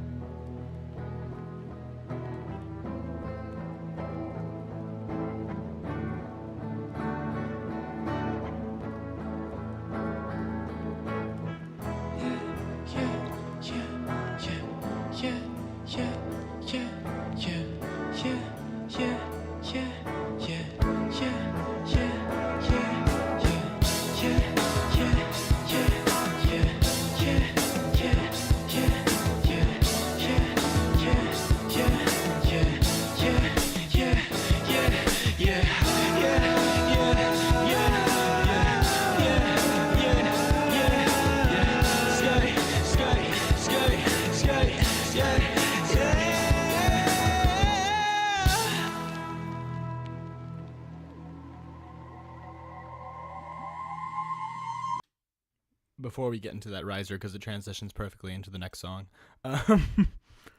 Basically, Scurry Around is definitely some of the weakest writing on the album. I love how I keep starting this by, this kind of sucks. Like, Scurry Around has some of the weakest writing on the album, unfortunately. But there's a reason. I wrote this song in the backyard of Bowden Brooks, the guy who directs most of my music videos. He directed Frankenstein music video, Run It music video, and Way Too Ambitious music video, and Show Restraint. In his backyard, we were kind of all chilling, a group of us, and Channing had brought his electric guitar, and so I was kind of like messing around on it, and I decided to just write a short little song about Bowden's dog named Oreo. I'm realizing this is the first time I'm telling this story on the internet. His dog Oreo. And so I started singing, and I came up with this weird chord progression. Really weird chord progression. Not really weird, but like there's a random E7 that's not in the key, I don't think. That just like, it doesn't belong there, but I love it. And so I started singing, and I went, Oreo, scurry around till you find what you need, and I was like, I gotta finish this song. And so I was like, well, I can't make it about a dog. And I was like, what if I put it on the Frankenstein album?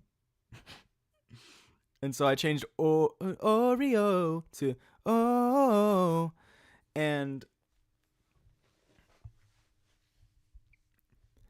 yeah, it's definitely the weakest on the album. But honestly, in terms of that, between that and In Pursuit of Purity, I do enjoy this one more. And the drums at the end really make it, because the drums at the end go crazy. and that was FL, like comes with my software. No plugins, no nothing. And so I'm happy with it. Some people might think it sounds basic, but I like the drums. On to Way Too Ambitious.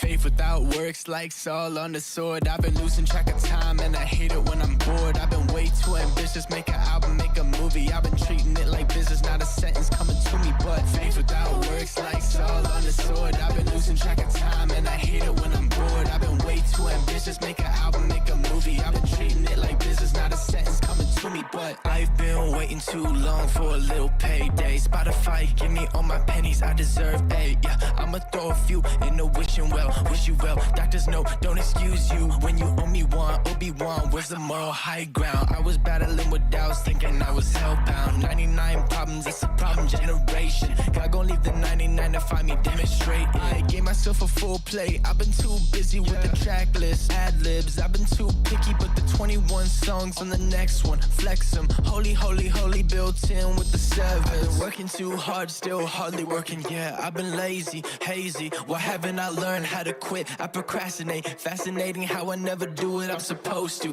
Oh shoot, remind myself that faith without works like Saul on the sword. I've been losing track of time and I hate it when I'm bored. I've been way too ambitious, make an album, make a movie. I've been treating it like business, not a sentence coming to me. But faith without works like Saul on the sword. I've been losing track of time and I hate it when I'm bored. I've been way too ambitious, make an album, make a movie. I've been treating it like business, not a sentence coming to me. But faith without works like Saul on the sword. I've been losing track of time and I hate it when I'm bored. I've been way too ambitious, make an album, make a movie. I've been treating it like business, not a sentence coming. Oh my gosh, guys, chapter 2 coming July 19th. One of your better songs. That's a crazy thing to say. I loved it. One of your better songs. Almost like a parody with a lightning and wind / fan. So the wind / fan, it was really windy that day. It was also like raining right beforehand, and we were trying to film that video as soon as possible because we didn't know if it was going to start raining again. Yeah, this has got to be a fan favorite on Inherently Selfish / A Tale for Men Going Mad. Yes. Yeah, this is definitely a fan favorite. Because I've gotten it quoted to me most of the time from my friend Parker Bull, who quotes a lot of my songs, and this one very much comes back a lot. And so yeah, Way Too Ambitious. I don't really know what to say about this one. It's kind of the whole idea of the album of ambition is dangerous when it comes to certain things. You can get too ambitious. You can get too ambitious in your career and your desires, and ambition's not a bad thing until it becomes selfish ambition or it becomes dangerous ambition to where you are like you might hurt yourself or other people. And so yeah, that's a simple one. I really like the writing on that one. I do want to talk about the chorus specifically. Faith without works like Saul on the sword. Because I know that most people don't actually understand what the crap I'm saying in that part, right off the bat, like what I'm actually trying to say. Faith without works is dead. And in in the book of Second Samuel, I think it was 2 Samuel, or the end of 1 Samuel, I can't remember. King Saul is like losing a battle, and he basically tells an Amalekite to kill him, and then he's like. The Amalekite says, no, I don't want to do that. And so Saul kills himself on the sword. And so Saul is dead. Faith without works is like Saul on the sword. It's not like a super like impressive line. I just think it's fun. Even though it's about death. What was the cover of the song? When was the cover of the song Way Too Ambitious album / cover song cover? Are you talking about when the cover art for that was taken? I actually do want to talk about that. Thank you for bringing that up. So the cover art for that was way too perfect when I found it. I was looking through my phone, and I think the song already existed. I was looking through old pictures, and actually, I don't know why I'm pulling it up on my phone. Let me pull it up on... Guys, the Next to Normal cast album is out. Guys, the Next to Normal cast album came out today, and I know what I'm listening to on the way to work after this. I was listening to it before the stream, actually. Jon-Marc. Let me look myself up. Oh my gosh, guys, it's the album. Okay, so Way Too Ambitious album cover. Let me make sure you guys can actually see that. Yeah, so this picture. Oh, I can I can full screen it. This picture was taken, I don't remember exactly when. It was elementary school. I was a child, and I was doing a science fair. I think it was a science fair, and I was doing it on the light bulb and Thomas Edison. And so I had this little this little light bulb thing, a little squishy light bulb thing, and I wore a vest and a bow tie to look like Thomas Edison. And so I thought it was funny because it's like way too ambitious, and it's like I have like the little idea bulb above my head.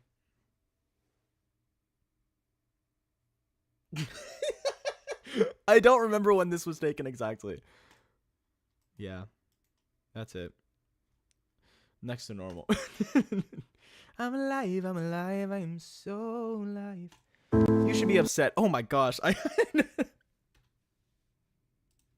Sorry, going from like super silly to like one of the most like serious songs on the album is kind of crazy.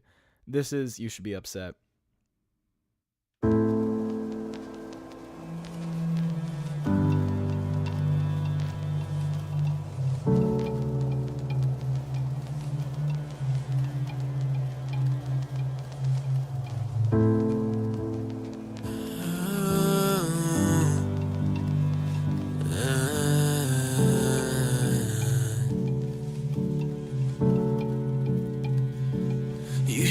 Upset with me, I should be your enemy.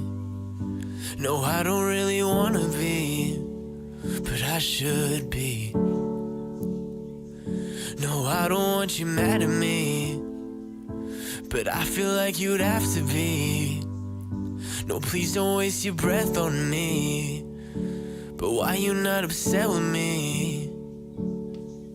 Yeah, you know I've screwed it up so many times. I feel like all of my sorries were lies. I feel like hating myself is the only thing that makes sense, but it can't help. I wonder why all my songs end up so sad. I've been treating my Bible like a phase or a fad. Every time I feel lonely, I feel like you're mad, but I open up the book and see you smiling back.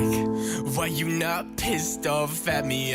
Do the devil's dirty work, so how you still love me? I've been dancing with the phantoms in the corner, leave me dying of thirst. You coming off of me your water. I know I'm not too far gone, but if I were you, I would've left me dead last fall. So thank you, Lord, for all of your compassion and your mercy. I don't have to worry. Oh, you should be upset with me. I should be your enemy. No, I don't really wanna be, but I should be.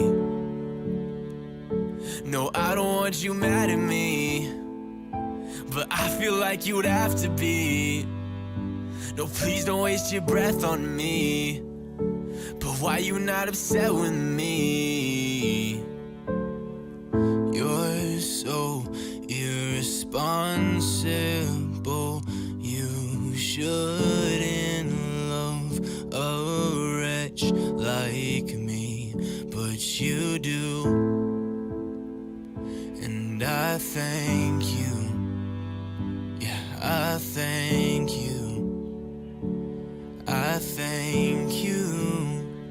Oh, you're so irresponsible. You shouldn't love a wretch like me, but you do, but you do.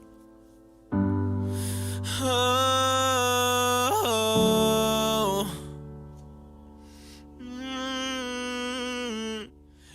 should be upset with me. I should be your enemy. No, I don't really wanna be, but I should be. No, I don't want you mad at me, but I feel like you'd have to be. No, please don't waste your breath on me. Why you not upset with me?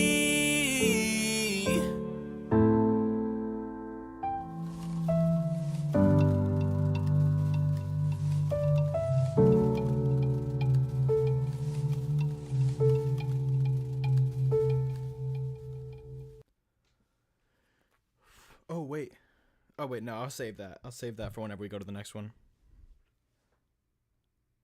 That one is very important to me, and I feel like if I ever did it live, I would probably be in tears by the end of the performance, cause my God, I wanted it to sound very raw.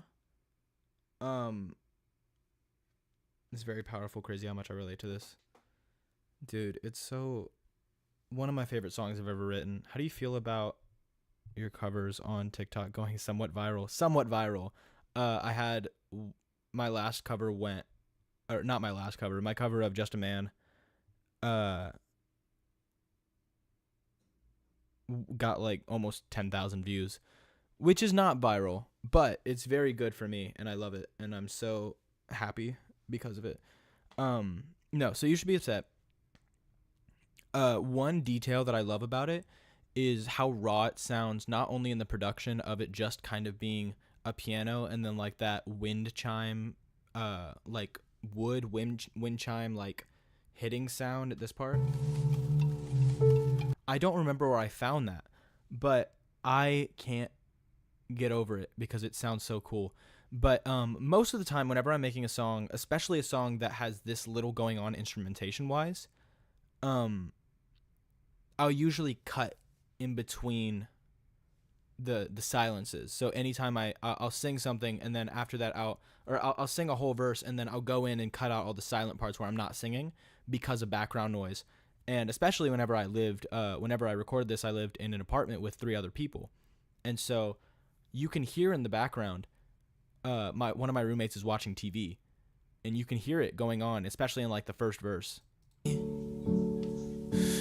you know you can hear the TV going in the background, and I decided to keep it in for this one because usually I would take it out, especially for a song like this where you can hear like every detail that the microphone is picking up. A Tour for Men Going Mad. I have thought about that title. I don't know if I would actually call it that, but but you can hear the TV in the background, and I wanted to keep it in because I was like, I feel like this song calls for a more raw like sound that is just super like full of like it's like the flaws and all are on display in this song, which is what the song is supposed to be showing, is very vulnerable, very like I'm just saying how I feel. And it's not a song that has like a super like happy ending. Sometimes I like to put a little happy ending at the end of the song, or like some things of hope, and I do kind of have like little hopeful parts. Like the bridge is very like Wretch Like Me, Amazing Grace type vibe. But like the song ends with a very like somber chorus, and I just wanted it to be a representation of what I felt at the time. And yeah, it's one of my favorites off the album. And so let's go on to the next one. This is one of my favorite voice lines that I had Ava do, because of how raw it sounds in terms of it doesn't have any sort of like effects on it. It's literally just the raw sound of what it was, cutting through the silence right before the next song. Before we listen to that, what's the next comment? When I listen to Death of You and You Should Be Upset, I feel like I'm in a Broadway play. I love that. No, Death of You is very musical theater because the piano was done by my musical theater brother, Gabriel Miley. And so, yeah, let's move on to that one.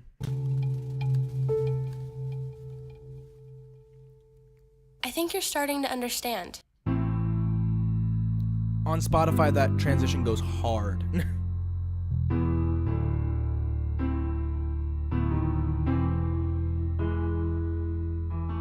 You say you've lost your mind. I'd say it up and left. You say you're out of time. I'd say it was never on your side.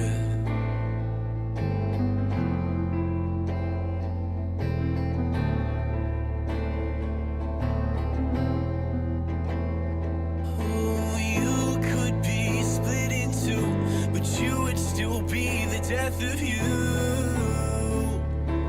Oh,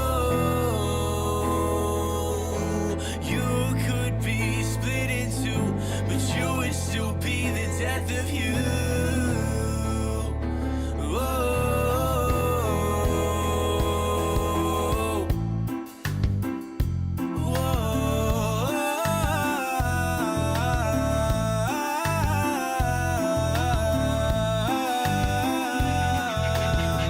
I've been wondering, how'd you think to do this?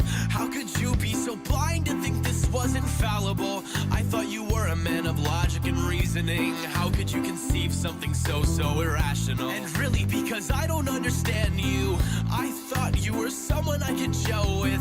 I thought that God had sent you to cure me of my loneliness, but it turns out he's teaching me a lesson once again. You showed me the path I've been traveling my whole life, and now I see exactly how it ends. So tell me, doctor, are you a sign from God to warn me, or just the devil in disguise here to torment me once again? You say you've lost your mind. I'd say it up and left. You say you're out of time. I'd say it was never on your side.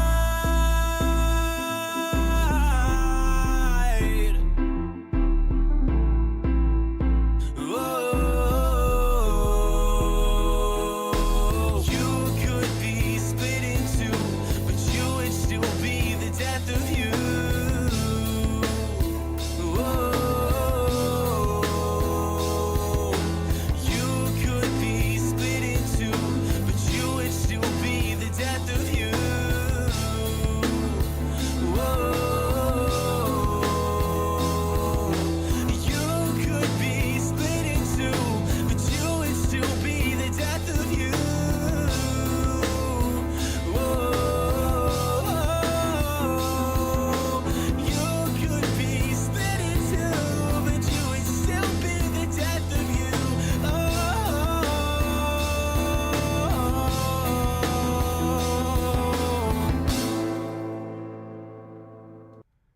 All right. Yes. So another reason why it is very theater inspired is actually because this song is actually the oldest song on the album. This is the song that I wrote before any of these other songs. Out of all 21, this song I wrote, this is the oldest one. Originally I wrote so I wanted to write a get this man on Broadway stat, Lord willing. I originally wanted to write a Frankenstein musical, and it was in high school that I started wanting to write it, and I wrote this song from the perspective of Captain Robert Walton, as like a character moment that isn't in the original book. I will say I took creative liberty, and I wanted to have like this moment after Victor had talked about Justine being killed or being executed, and kind of have this moment where Walton was like, "What is wrong with you? Like, I don't think you realize like how bad of a person you are, and how like actually awful of a decision that was." And so I wrote this song as a how do I describe this? I wrote this song. Oh, right. I wrote this song in a McDonald's. I wrote this song while working at McDonald's. I was in the drive-thru, in the back drive-thru, like the part where you pay. There was no customers, and so I was writing the song in the McDonald's drive-thru thing, with a voice memo going, you could be split into. And let me actually, okay, this would be really funny if I could find the original voice memo that I recorded for this. There's no way. Oh, no, I don't have it. Why don't I have the original voice memo? Did I delete it? I think I had to delete it because I was trying to keep space. That sucks. That would have been really funny if I could bring up the original voice memo. Dang. Whatever. I was at McDonald's and I recorded the original voice memo for Death of You. And then I wanted to put it on. So originally it was a musical, and then I decided to make it into a concept album because I realized I don't know what I'm doing. I can't actually write a full musical like that. And I have tried many times, and I'm still working on original musicals with Gabe. And so me and Gabe kind of got together, and I pitched this idea to him, and I was like, can you play piano for this? And he brings out this bouncy piano thing for the second part, like just goofing around. And I was like, I'm not against it because it's not at all the vibe originally that the song was supposed to be. It was originally just supposed to be this. You say you've lost your... This was originally how the entire song was supposed to sound, was very down, and maybe it would like build up a little bit more, but I did not expect it to be all bouncy. And so, yeah, he kind of just like brought this song to life, and I appreciate him so much for that. Love that guy. Please tell me it was... Please tell me it has the register beeps in the McDonald's. I'm sure it does have the McDonald's ambience. Because, I mean, when you're working at McDonald's, the McDonald's like beeps, they never really go away. When I tell you I have like McDonald's like flashbacks, when working at McDonald's, I would be sitting in my room and I'd still hear the beeps. I'd still hear the ba-da-ba-da-ba-da. I'd still hear that crap going on, and I'm literally just sitting in my room. That place did damage. That place did damage to me. Okay, last song off of chapter 2, and then we move on to the final chapter that just released today. Here comes the trial, the big finale, the big final boss of chapter 2.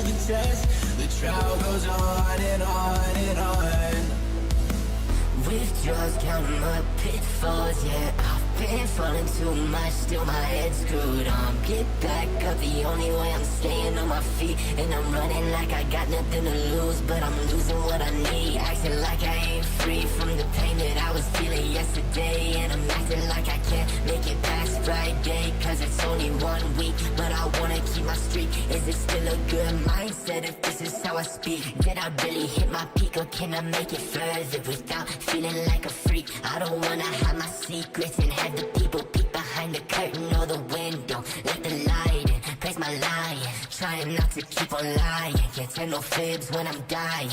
Dead men tell no tale, but my pen just keep writing. Dead men tell no tale, but my I'm inherently selfish, an addict at best. Turn my sins to a fetish. I'm looking for rest, and I know God's gonna help me. I go through the test, the trial goes on and on and on. And I'm inherently selfish, an addict at best. Turn my sins to a fetish. I'm looking for rest, and I know God's gonna help me. I go through the test, the trial goes on and on and on. From men going mad, I raise a glass. From men going mad, I raise a glass. 8 feet from men going mad, at the top. They keep on raise a glass. I need you to stop. From men going mad, I raise a glass.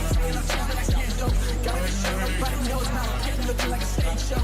Writing my life from my memory, I'm shooting this like a century. I've been acting out, saying my tragedy, asking questions like, am I in jeopardy?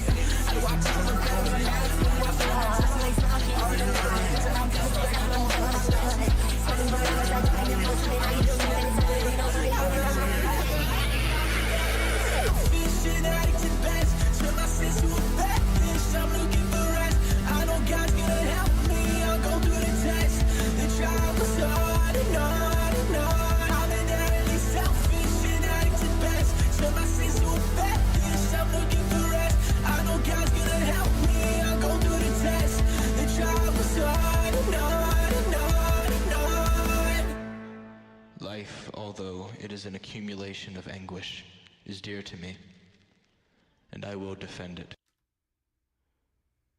Go back. Okay. Yeah, this is one of my favorites as well. So this song, my theater kid is showing in this song a lot. Not only is it very storytelling heavy in terms of this scene of like a courtroom, and it is kind of calling back to once again to the idea of the whole like Justine being executed thing. This is kind of like an internal monologue for Victor, where he's standing in the courtroom and seeing everything happening, and Justine getting accused of a crime that she did not commit, and he's kind of having this internal trial within him. From a Christian perspective, it's showing the devil kind of putting Victor on trial, and kind of Victor crying out for help from God, and like this repentant attitude of like, God's gonna help me get through this, and kind of like the slate being wiped clean, and this is kind of like the first step into chapter 3, where we get into a little bit more positive outlooks on certain things, because a lot of this album, especially chapter 2, has been very, very dark and very like everything sucks. And chapter 2 is very emo. Chapter 2 is very emo. And so chapter 3 kind of has more of a positive outlook. And so this is kind of the first step into that, where it is still very dark and it's still very like sad, but there's a glimmer of hope coming through. Look, just like the sun peeking behind that tree. But one of the things that I love the most about this album, and I see in the chat pointed out, the ending of the trial has references to chapter 1. This is my theater kid is showing so much, because this is what we call a motif, a melodic motif, a lyrical motif, everything motif, because basically if you listen hard enough, every single song from chapter 1 is recounted in that section, and it's almost like bringing back evidence of those songs, whether good or bad. It's showing the evidence and the words that were spoken from the original 7 songs as kind of like a defense or a prosecution, depending on what the lines were, evidence against or for Victor. And so obviously it's a happy ending, because repentance is genuine. And so we go into the next song, Solitude, with this new outlook. Life, although it is an accumulation of anguish, is dear to me, Life, although it is an accumulation of anguish, is dear to me, and I will defend it. Once again, a direct quote from Frankenstein, from the original novel. I was looking for quotes, and that one really, like, felt like it was perfect for the album, because it is, like, life is a lot of hard times, but it's valuable, and so it's still worth defending. There goes John again, embracing his inner rock star. Oh yes, also the scream. That is like I think that is 7 screams. There are 7 screams.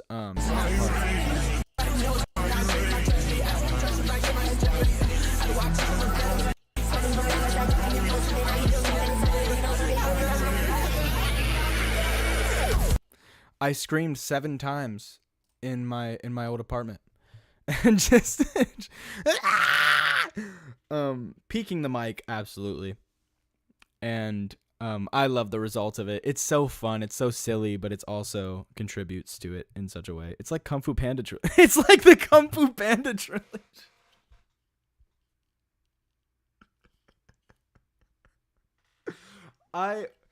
In my 2 years of working on this album, I never thought that it would be it would be compared to the Kung Fu Panda trilogy, which is a quadrilogy, I thought. But let's move on. Chapter 3, everybody. And I will defend it.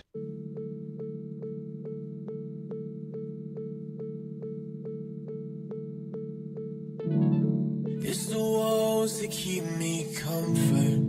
It's the walls that keep me warm. Keep me warm, keep me warm, keep me warm, keep me warm.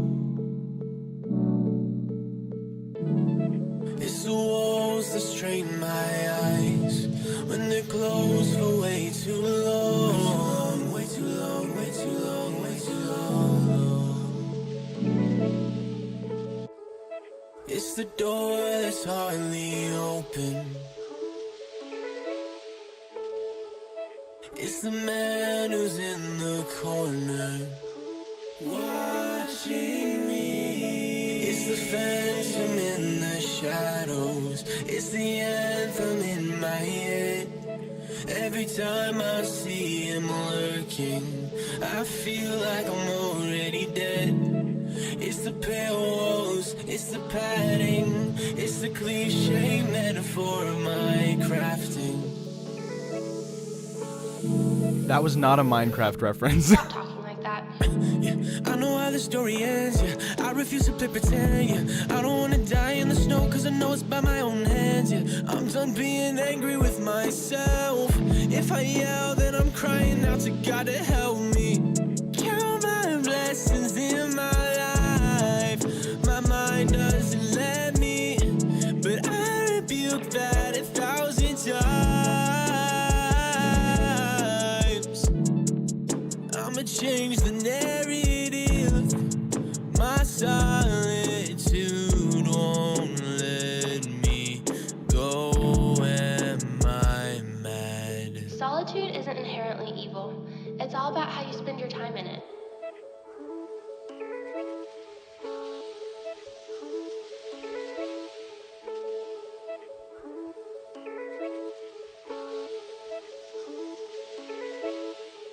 Take my soul to the heavens from the grave. I'ma claim that new ending that he wrote in the sand. So take my soul to the heavens, to the Lamb. I'ma claim that new ending in the promised land. Yeah. Take my soul to the heavens from the grave. I'ma claim that new ending that he wrote in the sand. So take my soul to the heavens, to the Lamb. I'ma claim that new ending in the promised land. Yeah. Take my soul to the heavens from the grave. I'ma claim that new ending that he wrote in the sand. So take my soul to the heavens, to the Lamb. I'ma claim that new ending in the promised land. Chapter 3. I love that song. This is the second version of this song as well. Let me see if I can find. I don't know if I have it on here. I know I have it. So this song originally, I always wanted Chapter 3 to open with a song called Solitude, but this is not the first version of the song. Originally, it was called Solitude from the Perspective of Victor, was the original title.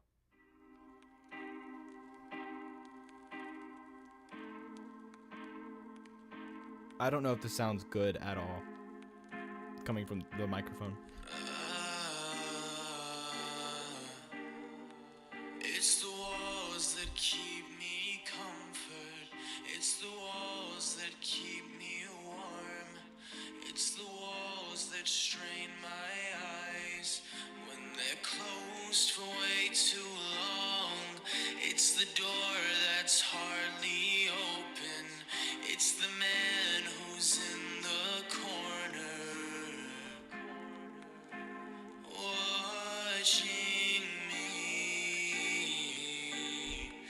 It's the phantom in the shadow. It was supposed to sound more like Victor, in terms of I wanted it to feel more in the same vein of the other songs. And originally this entire album was gonna feel like piano orchestral with some hip-hop drums, stuff like that. But I just got away from that very quickly because I got bored of it. Because I don't like every song on the album sounding the same. And that's kind of why every single song on this, not every single song, but like a lot of the songs sound very different from each other. I don't remember. Oh, yeah. The freaking 80s synth.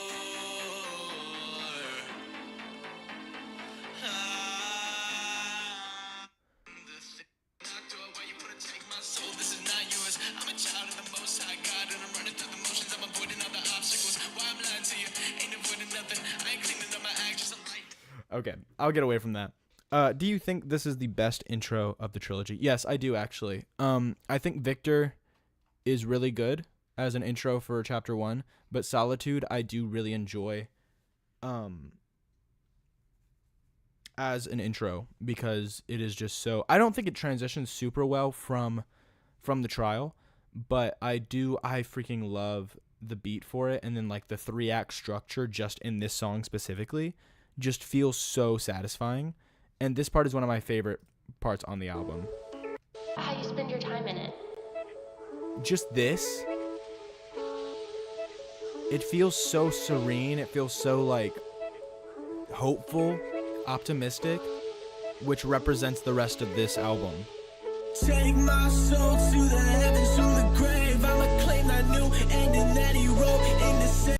And it's so triumphant. And then those drums that come in. I love the song. Anyways, Show Restraint, the first single, or the only single, the last single, I guess, from this album, from chapter 3. Yeah, Show Restraint. This is the second to last music video, and then Blinds, the new music video, and then the last 4 songs, and then we're done. Whew, we're almost there. Here we go.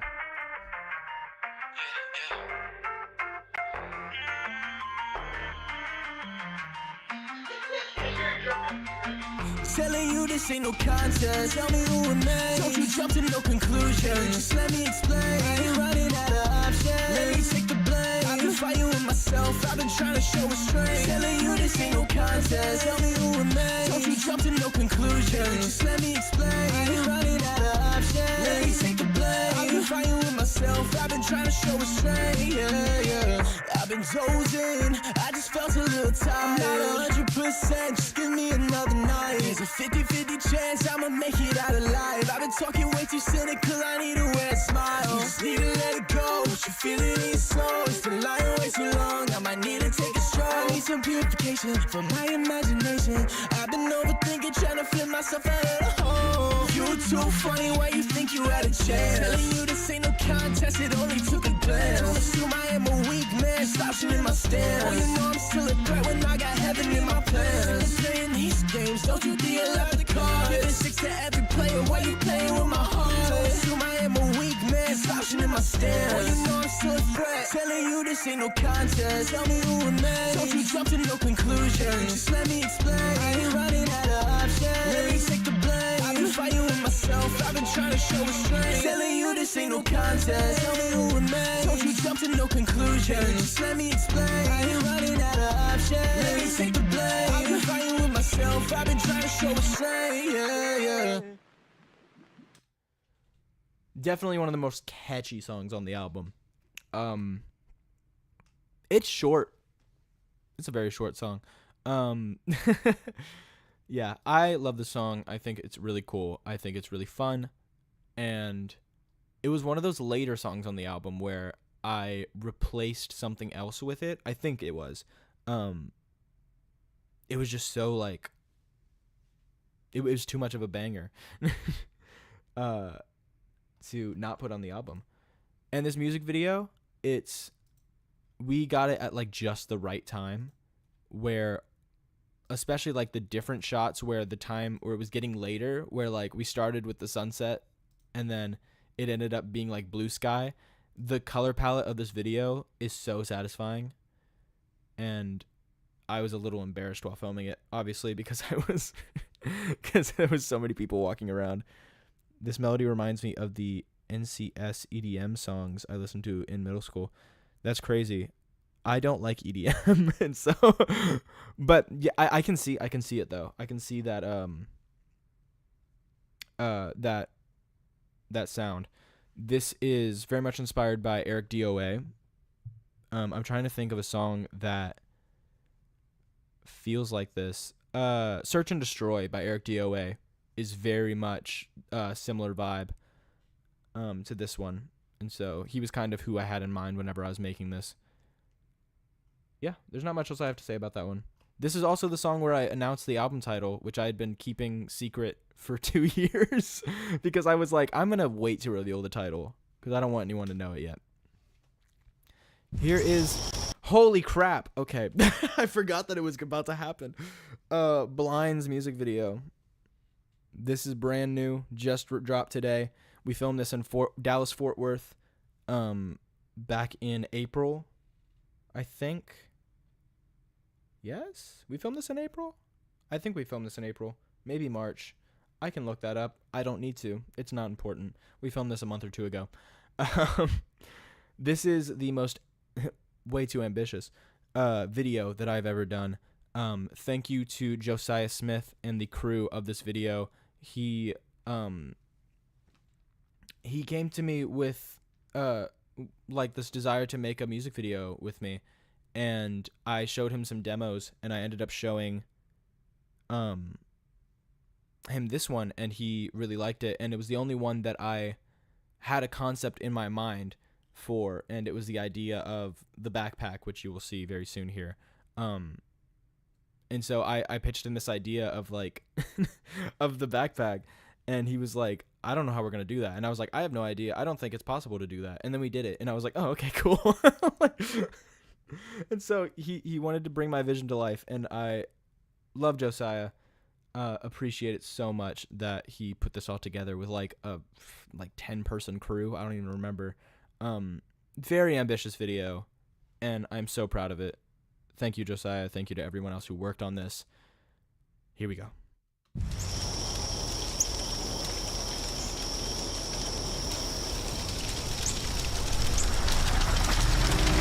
I saw my soul on fire last time I ran to you.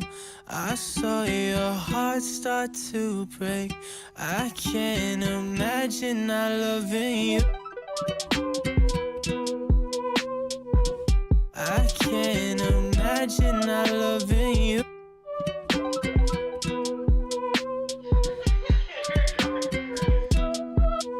I wanna run the world, scratch that. I take my issues with me in a backpack. I'm about to throw them off of the cliff. Say that again, deja vu with the flashback. I take my demons for another round. Fight my own battles, I'll lose anyhow. Open the blinds, I wanna see what I'm missing in your eyes. See what the fuss is about.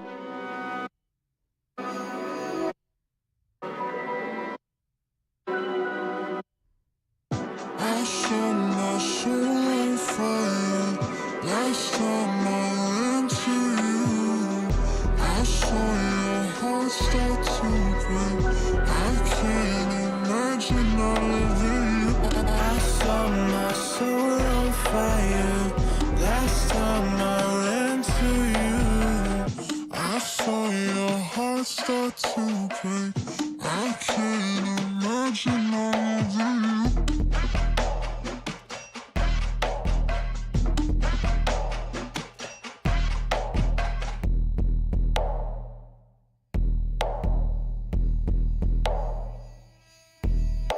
open the blinds, letting it. I'm in hot pursuit of the root of the problem. I'm on a mission to better my craft and my mental. Every single little option. I saw my soul burst into flames. I run to your arms cause I know it's okay. How do you put up with me? How you keep loving me? How you keep giving me grace every day? Yeah, I'm king of the hill. I want it all. Yeah, I'm out of line. Yeah, foul ball. Yeah, I'm king of the hill. I want it all. Yeah, I'm out of line. Yeah, foul ball. Yeah. Don't you push me, don't you push me, yeah. Don't you push me,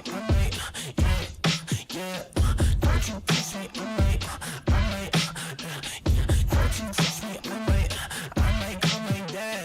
I'm king of the hill, I want it all, yeah. I'm out of line, yeah. Foul ball, yeah. I'm king of the hill, I want it all, yeah. I'm out of line, yeah. I set my soul on fire. I can't imagine not loving you. I set my soul on fire.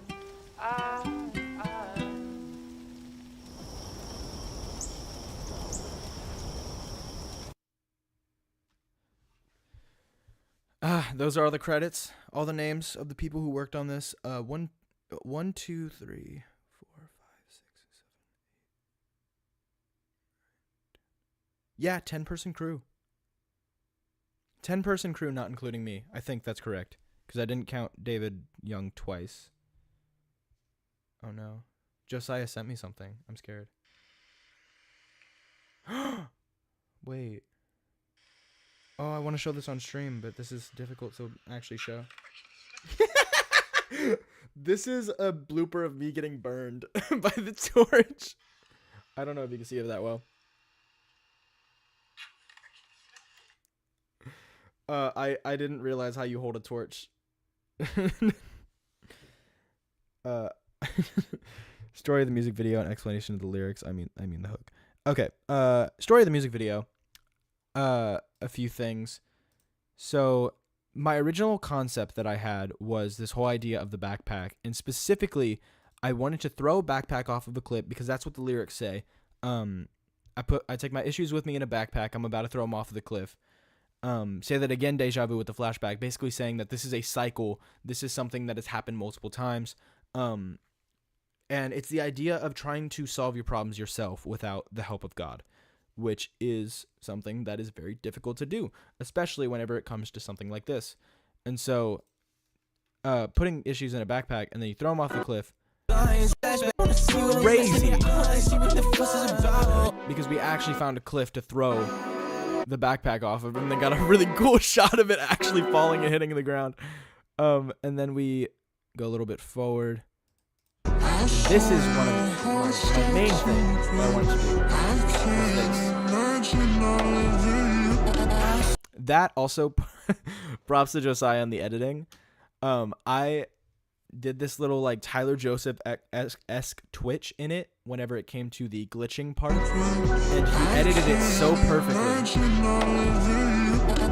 That's one of my favorite parts of the video because of how like cool that twitch looks.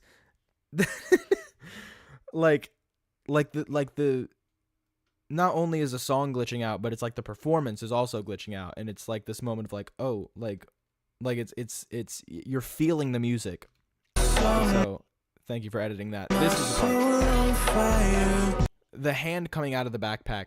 Originally, my concept was that I wanted like this demon character to like crawl out of the backpack, and obviously we couldn't do that because that's not really something you can do practically, because that would involve a really big backpack or a CGI person coming out of a backpack or somebody coming out of a CGI backpack, and we can't do that. And so we instead opted for a hand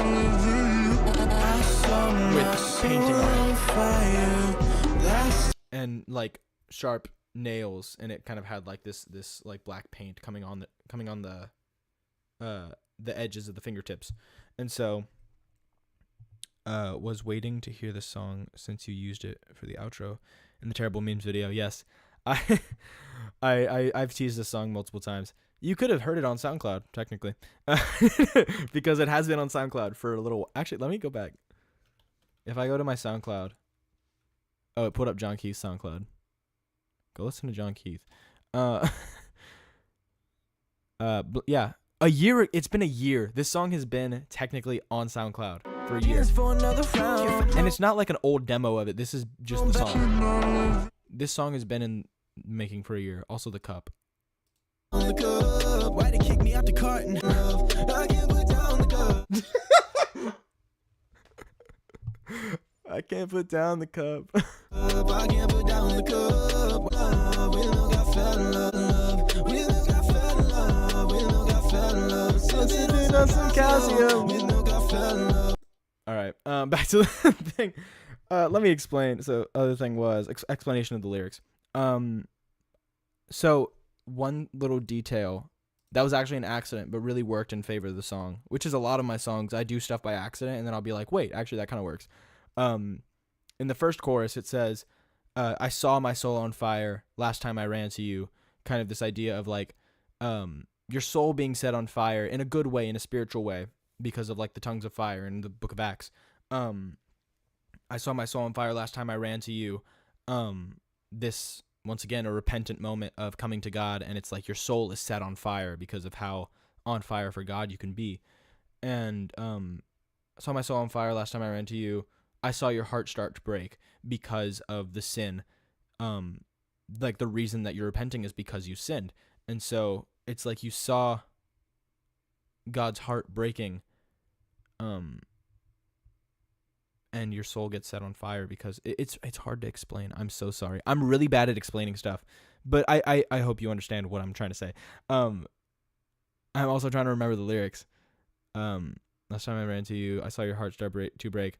I can't imagine not loving you. One of the most powerful lyrics on the album, in my opinion. Just this idea of like, I don't know where I would be without you. And I'm in a place in my life where I can't imagine not having God in my life. As much as I fall, as much as I stumble, as much as I sin, like, I can't imagine a life where I'm not a Christian. I can't imagine a life where I'm not like going to church and praying and reading my Bible and like making music that glorifies God. Like, I can't imagine that. And so it's like, I can't imagine not loving you. And so, yeah, there's so many cool shots, especially at the end with the bonfire. Yes, I did a teaser on Instagram yesterday with this image because this is just so cool. And honestly, if it wasn't so far away and kind of blurry, like it's not super blurry, but it's still kind of blurry because it's so far away. If it was a photograph and not a video, this would have maybe been the album cover. But I do really like the album cover that we have with the hand reaching, which was also from this music video right here. This is the original image right there of yeah. And I just screenshotted that from the video and made it the album cover because I felt like it really fit what the album was trying to be. Yeah, that's Blinds. I can't remember anything else that I wanted to talk about with this video. Oh, the fight scene. We did fight choreography. Also, this scene was the last thing we filmed. It was super dark. It was like pitch black. I'm surprised that Josiah was able to color grade this to make it not look like it was absolutely pitch black and still make the shot look good.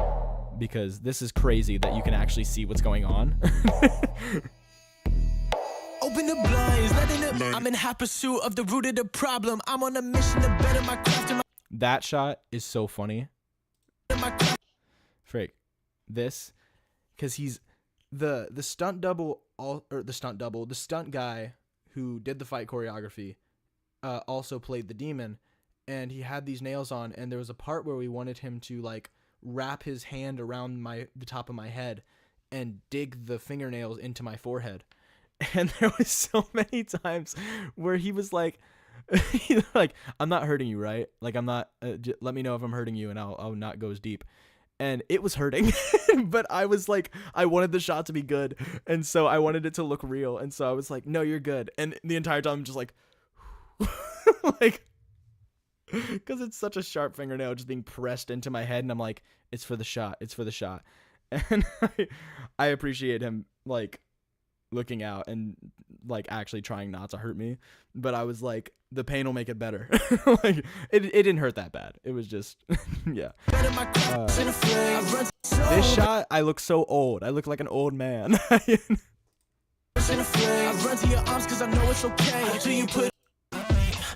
we go. I was like, where's the fight scene?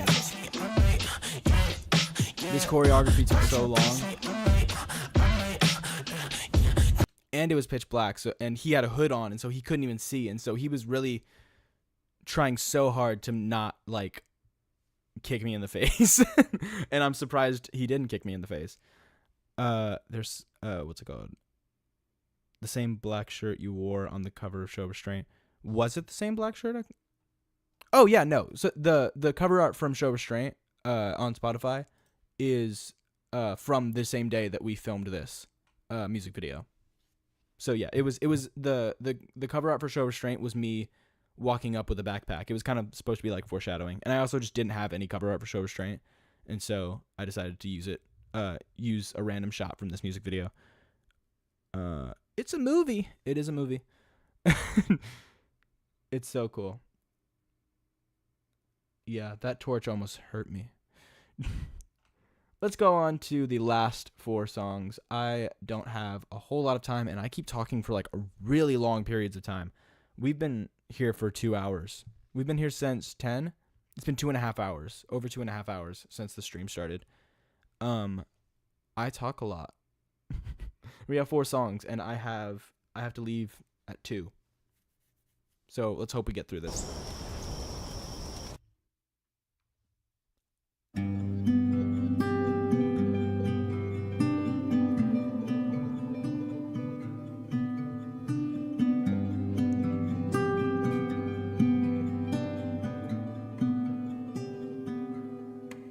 Don't give me that look. I know what I've gotten into.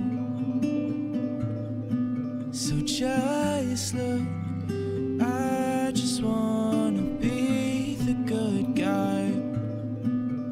And I try to do what's best for everyone. But I don't wanna be in the middle.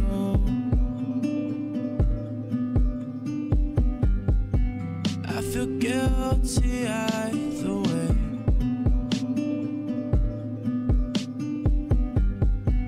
I feel guilty either way.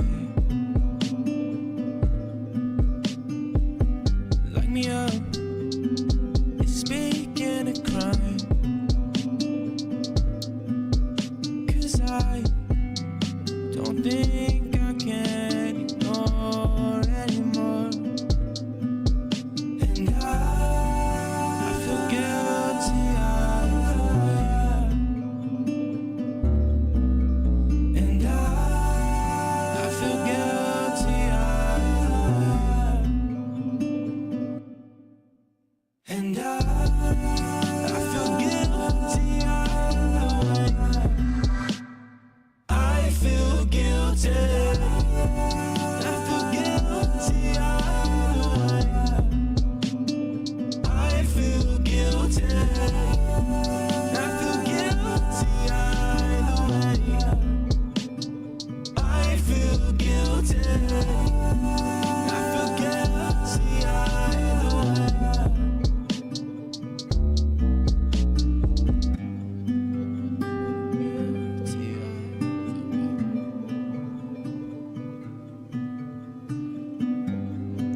I feel guilty either way.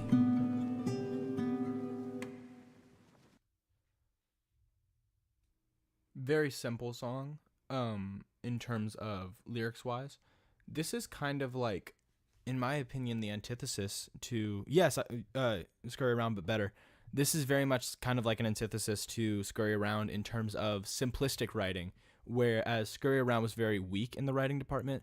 This one still has very few lyrics. It's like short verse 1, chorus, simple chorus, short verse 2, and then just simple chorus throughout the entire thing. But it has this beauty behind it, and I love the song. This is actually the the most recent song that I made that ended up on the album. The funny thing is, this song was made in August of last year. And so it's funny how the most recent song was still like so long ago. And it took a while for this album to come out because I was still working on stuff and I was still trying to get the music video done for Blinds. And kind of making sure that the rollout was not just like out of nowhere. And so Guilty Either Way was written. I'm going to try and be vague because there are other people involved in the meaning behind the song that I don't want to talk about because that's none of your business. And for their sakes. But basically there was a moment where I was I'm trying to figure out how to explain this. I was trying to figure out how to explain this like last night because I was thinking, I was like, when I do the live stream, how am I going to talk about this song without getting too specific? Basically, this is difficult. It's the idea of being in a situation where two people want something and you want to please both people. And one person thinks you should make one decision, the other person thinks you should make another. And you want to make both people happy. And you don't, I'm very much people pleaser in certain areas. And so it was a moment where I was like, either way, somebody gets hurt. And it doesn't matter like what I do, I'm gonna feel guilty no matter what choice I make. And so I wrote this song as like a, hey, don't put that on me because I feel sad now. And so it's kind of like a little like kind of song. I don't know how to explain it. Your production value has come a long way since I met you. Thank you, Cameron. This is a very simple song. This is literally a guitar loop from, was this? I think this was Cymatics or I don't remember if it was. I think it was Cymatics. I think this is before I got Splice. And then bass and drums, and then vocals, and then just like a bunch of harmonies.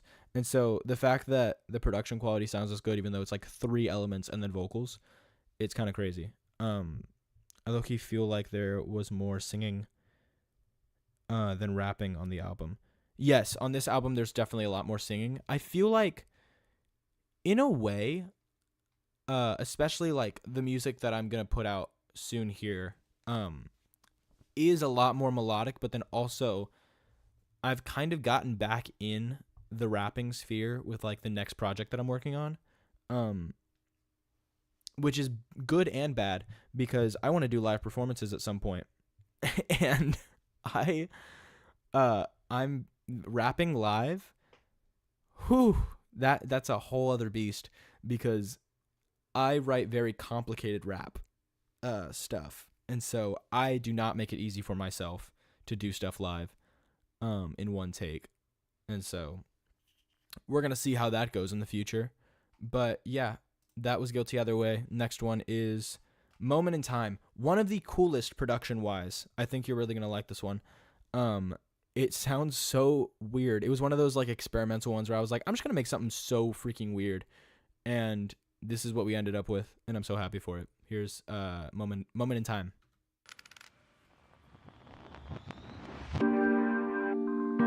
It's just a moment in time. We'll get back when we can. It's just a moment in time. I can't stand this back and forth, but you know I'm over it. There's so many thoughts running while I'm holding on to it. It's nobody's fault when I'm standing right in front of it. I'm the one who's losing it. So I'm gone, but I know I don't see the light. I've been giving up listen for stimuli. I'm under oath, so you know I won't tell a lie. I'm on the run, but I got no alibi. I'm so tired now. I'm still standing now. I'm still dancing now. I'm still realizing there's demons in the daylight, and they wanna catch me off guard. I ain't never on guard these days. I feel like a fraud these days. Come on, I was doing so well, yeah. Get too mad at myself, yeah. You're my antidote, yeah. You're my antidote. Just a moment moment in time and that's it. I see my life, I don't know what exists. What is the overlap between dreams and reality? What I'm about to be and what I am. I've been searching on my mind for solutions. I've been scared of jumping all the conclusions. Where does my passion meet my delusions? Yeah, I don't like giving in, no, I won't lie. And I feel so crazy, need to draw a line. It all blurs together when I swear my eyes, but just focus up so I know it's time. Just a moment, then it's all over. Then I start to hate who I become. Learn the same thing once again, so it feels like I'm at square one. I am cornered, just alive, feel condemned. Each time when I get up, I feel stronger, then I fall again. In the desert, water offered in my hands. Each time when I don't take it, I'm weaker, time to start again. I can't stand this back and forth, Lord, you know I'm over it. There's so many thoughts running, why I'm holding on to it. It's nobody's fault when I'm standing right in front of it. I'm the one who's losing it. So I'm gone, but I know I don't see the light. I've been giving up, looking for stimuli. I'm on the O, so you know I won't tell a lie. I'm on the run, but I got no alibi. I'm so tired now, I'm still standing now, I'm still dancing now, I'm still.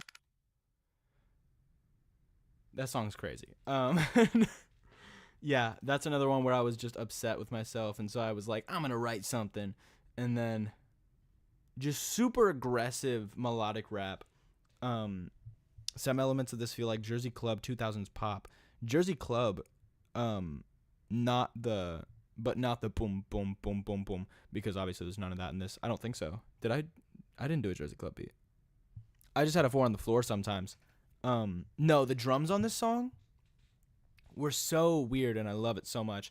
And then especially like the going from the 4 on the floor. I'm weak, it's time to start again. I can't stand Going from that 4 on back the and floor. forth, why I'm holding on to it. It's not standing right in front of it. I'm the one who's This crap where it, the switch up. so I'm gone, but I know I don't see the light. I've been giving up, looking for stimuli. I'm on the That freaking hi-hat. Listen to that crap. O, so you know I won't tell a lie. I'm on the run, but I got no. It's so dumb, and I love it. These lyrics are nuts, dude. Yes. Giving up blessings for a stimuli is one of the craziest lines I've ever written. Because it's so... Oh, my gosh. Okay. You should be upset reference with the desert line. It's not necessarily a reference. It's more me using the same word again. But it's about the same thing, and so I guess it technically... It can be considered a callback, but it wasn't intentionally supposed to refer to that song specifically. It's just the same concept. Yeah, and then this little coin sound. So fun. I love that coin sound. That was Splice, right? I actually don't know if it was Splice. I don't remember if I was using Splice at this time. We are 2 more songs. 2 more songs, and then the album is over. And then we move on to the next thing I'm gonna release. Look out, end of June. I'm gonna drop something. Maybe mid-June, probably end of June. June 27th. I'm gonna drop something June 27th. I'm deciding now. I haven't actually figured it out. Yeah. I Trust You, Lord / Deserve Love is next. It is the longest song on the album, clocking in at almost 6 minutes. I feel like an announcer right now. Clocking in at almost 6 minutes. 5:51. Trust You, Lord / Deserve Love. It's a Slash song, which is one of my favorite things because it makes it feel more important. Because it's like 2 songs in one. So yeah, it's the longest song on the album. Might be the longest song I've ever released. I don't think I've ever released a song longer than... I don't know how I would check that. I think it's the longest song I've ever released. Here we go. Trust You, Lord / Deserve Love. Produced by Micah Hood. Let's get it. I still worry, I know you're worthy of all the praise. I'm so sorry, I need your glory to fill my days. I've been wandering through the desert, been too focused on the drought. I lost focus of my treasure, left me frozen on the ground.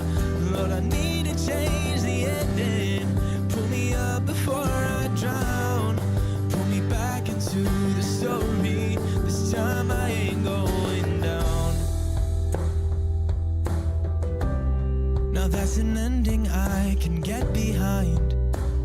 Oh, that's an ending I still worry, I know you're worthy of all the praise. I'm so sorry, I need your glory to fill my days. I need to pray more, I need to thank you, I need to wrestle with myself.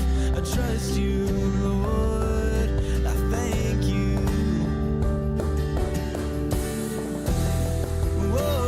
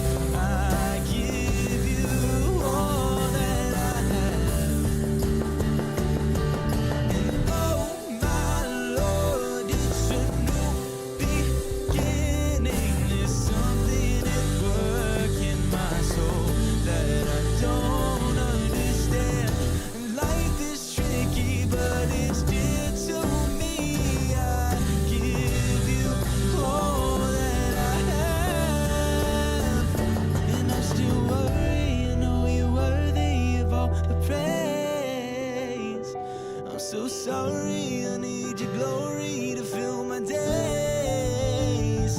I need to pray more, I need to thank you, I need to wrestle with myself. I trust you, Lord. Listen to this crap. Oh, and I still worry, I know you're worthy of all the praise. I'm so sorry, I need your glory to fill my days. I need to pray more, I need to thank you, I need to wrestle with myself. I trust you, Lord, I thank you, Lord.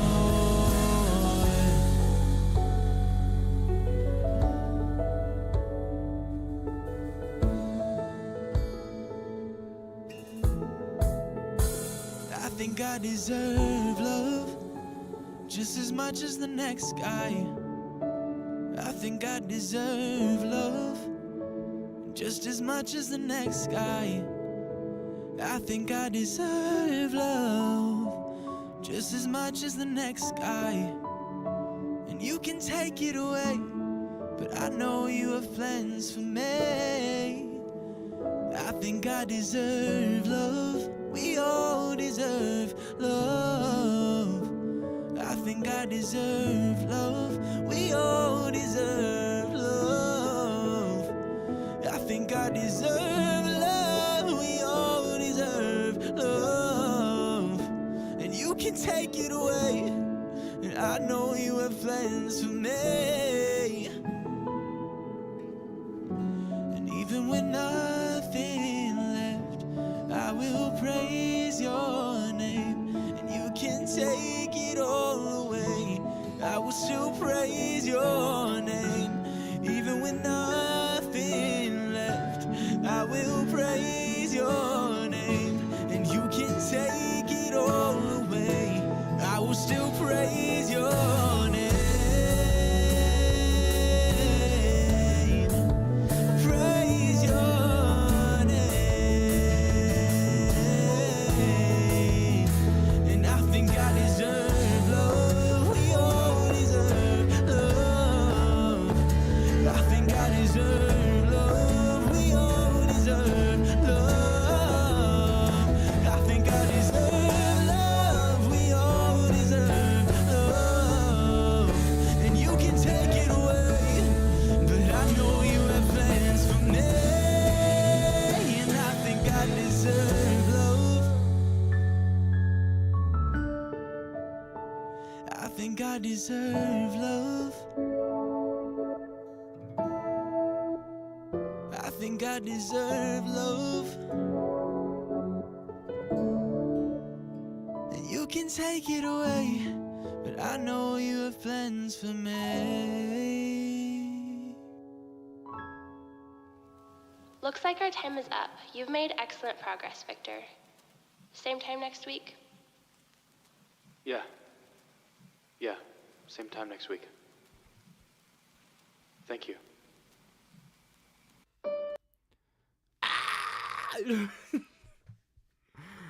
Hang on, we can't go to the ending yet. Yeah, I trust you, Lord / deserve love. I said I was gonna. Hello. I said I was gonna bring this up earlier. Whenever we first started talking about this. So this song and the next song, the last song, were both written for a songwriting class at the Bible college that I attended a year ago. I guess 2-3 years ago. But yeah, I had a songwriting class where I was supposed to write like worship songs. And they were supposed to be contemporary worship songs. This one I think is a little bit more contemporary. But it's definitely still out there in terms of you wouldn't normally hear this kind of stuff in church because it's number one, a Slash song, which technically they have, there's plenty of worship songs that have slashes when they do it live, but this is just like the official version, original version is a Slash song. I didn't originally write Deserve Love for class. I wrote I Trust You, Lord for class. We were partnered up, and my partner's name was Pablo. Love Pablo. Did such a great job on this.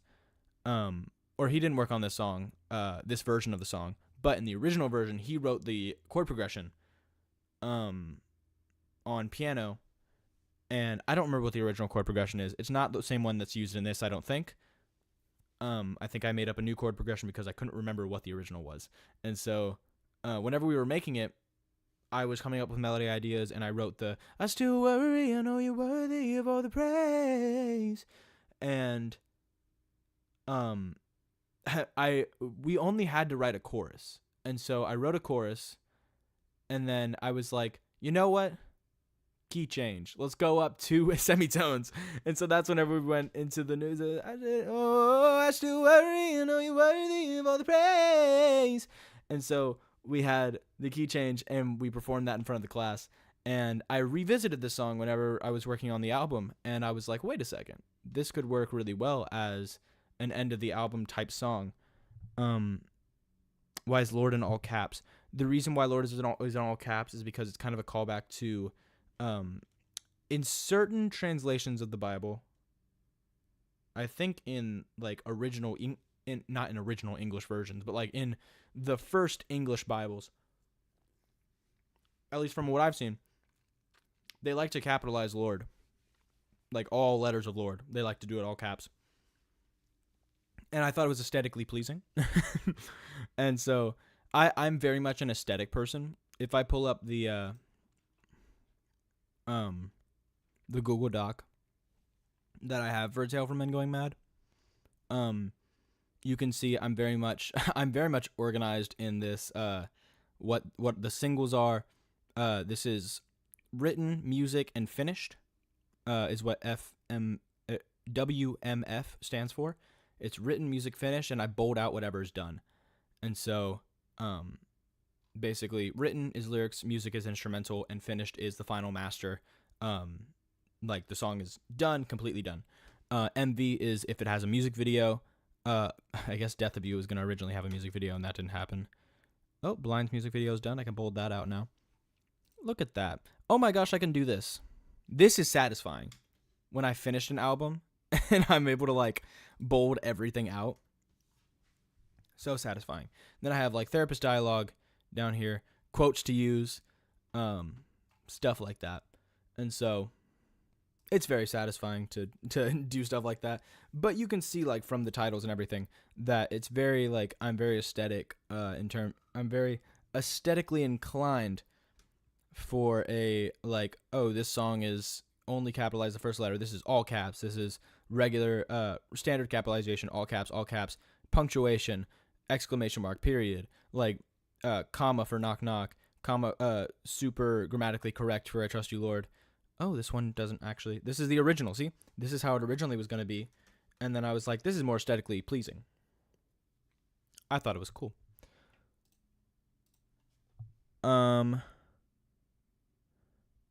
What's it called? John and his elevation worship bag. Wonderful ending with you and the therapist. Yes, I love that little ending. I wanted another little dialogue section, and I thought it was a cool way to end out that section of it, to go into the little mini finale. This is kind of like the penultimate finale type stuff that I like, where it's like the final battle right before the ending of the show. Like you see in a movie, like the third act, it has like the big, like an action movie, it has like the big fight and the big climactic like boss battle, and then it calms down for the ending where it's like, okay, this is like this little resolution thing. And so I wanted it to have very much like, not only does the entire album have an obvious 3-act structure from the chapters, but a nice little tail ending with the good ending is just a nice, it's just a thing I enjoy. Not always big on key changes, but I loved how you use them. Yes, I love the key change so much. It's funny because this, I'm talking because I'm so fatigued and tired because I don't usually live stream for 3 hours. So this is different for me. The key change and a tempo slowdown. That's why it's not contemporary, is because I did a key change and a tempo slowdown in the same song. I thought it was fun. You got a film? Okay, I know what you're referring to. You saw my Google Docs. That's probably not happening anymore, unfortunately. It's a lot of work. It's achievable, and I could do it, but I have work coming up, and I'm going to be very occupied. And so I have a little mini thing that I'm going to drop soon that is in place of that original idea, but there was a little film idea that I had that is unfortunately probably not going to happen anymore. I'm going to be so transparent with you. Okay. Final one, finale, the good ending. Here we go.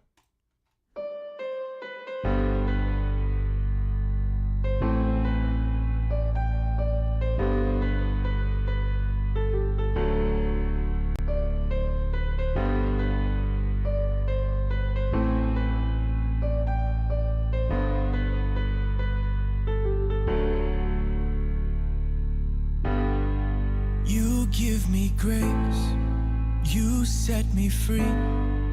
Who am I to have your love? Your timing is just as good as always. Before we continue, I apologize for that little screw up. It's just as good as always. Who am I to have right your here. love? Your timing is just as good. That is not on the final version of the song that is on streaming services, luckily. I screwed it up and then I remastered it and put it on Spotify. I forgot to put the fixed version on YouTube. And so that's not that little timing issue is not on the final version, and I apologize for that. Continuing. As always, I can't fathom all you've done. You died for me, you set me loose, and now it's my decision. I choose to ask you for what I've been missing. Teach me endurance, I need your strength now. You are my hope, Lord, you won't disappoint. I know you love me, I need your spirit. Fill up my heart, Lord, you won't disappoint. You can't disappoint. Oh, you can't disappoint. Oh,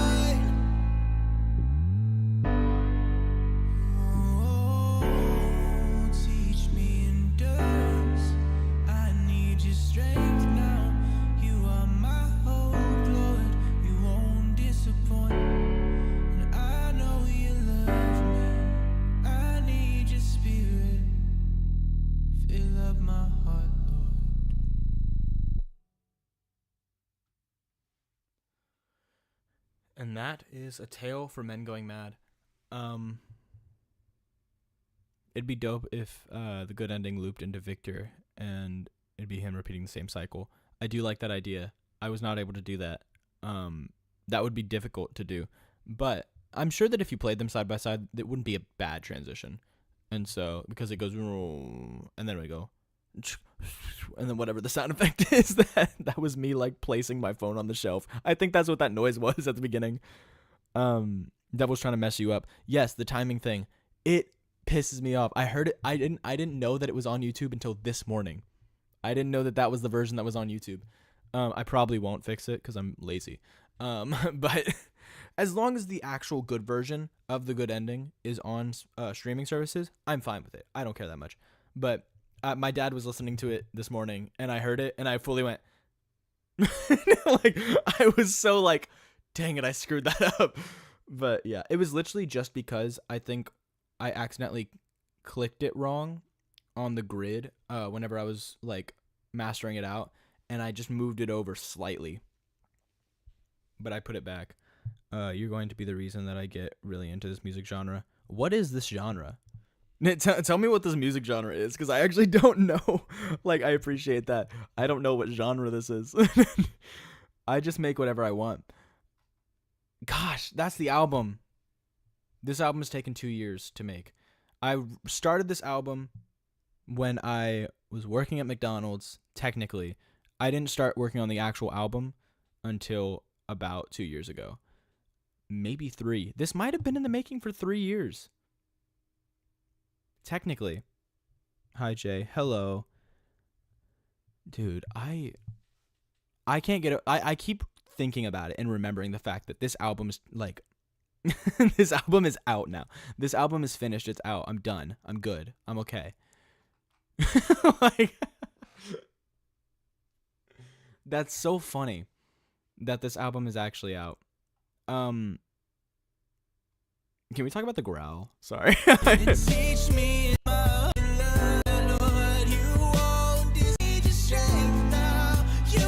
This is so funny. Is it right here?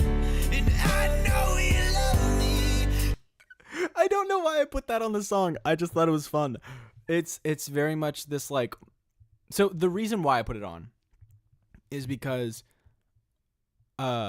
spoiler alert, we recorded a live version of the song, me and Gabe, and in the final take that we're using for the official version, I did that unplanned. When I know you love me, and that probably sounded awful. The genre, yeah. But I did that growl on the live version by accident. It just came out, and I fully afterwards I was like, what did I do? Like, I don't know what I just did. And so I felt like on the actual version I needed to do it again, because I actually recorded this version after the live thing. The live version will be out at some point in the near future, but yeah, I thought the growl was fun. That's the album. 21 songs, one story. Gosh.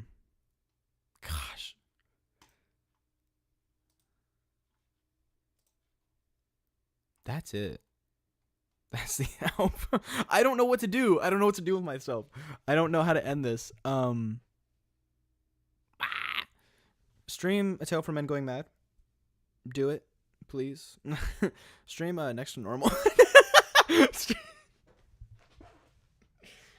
Stream the West End cast recording of Next to Normal. It's really good. My gosh.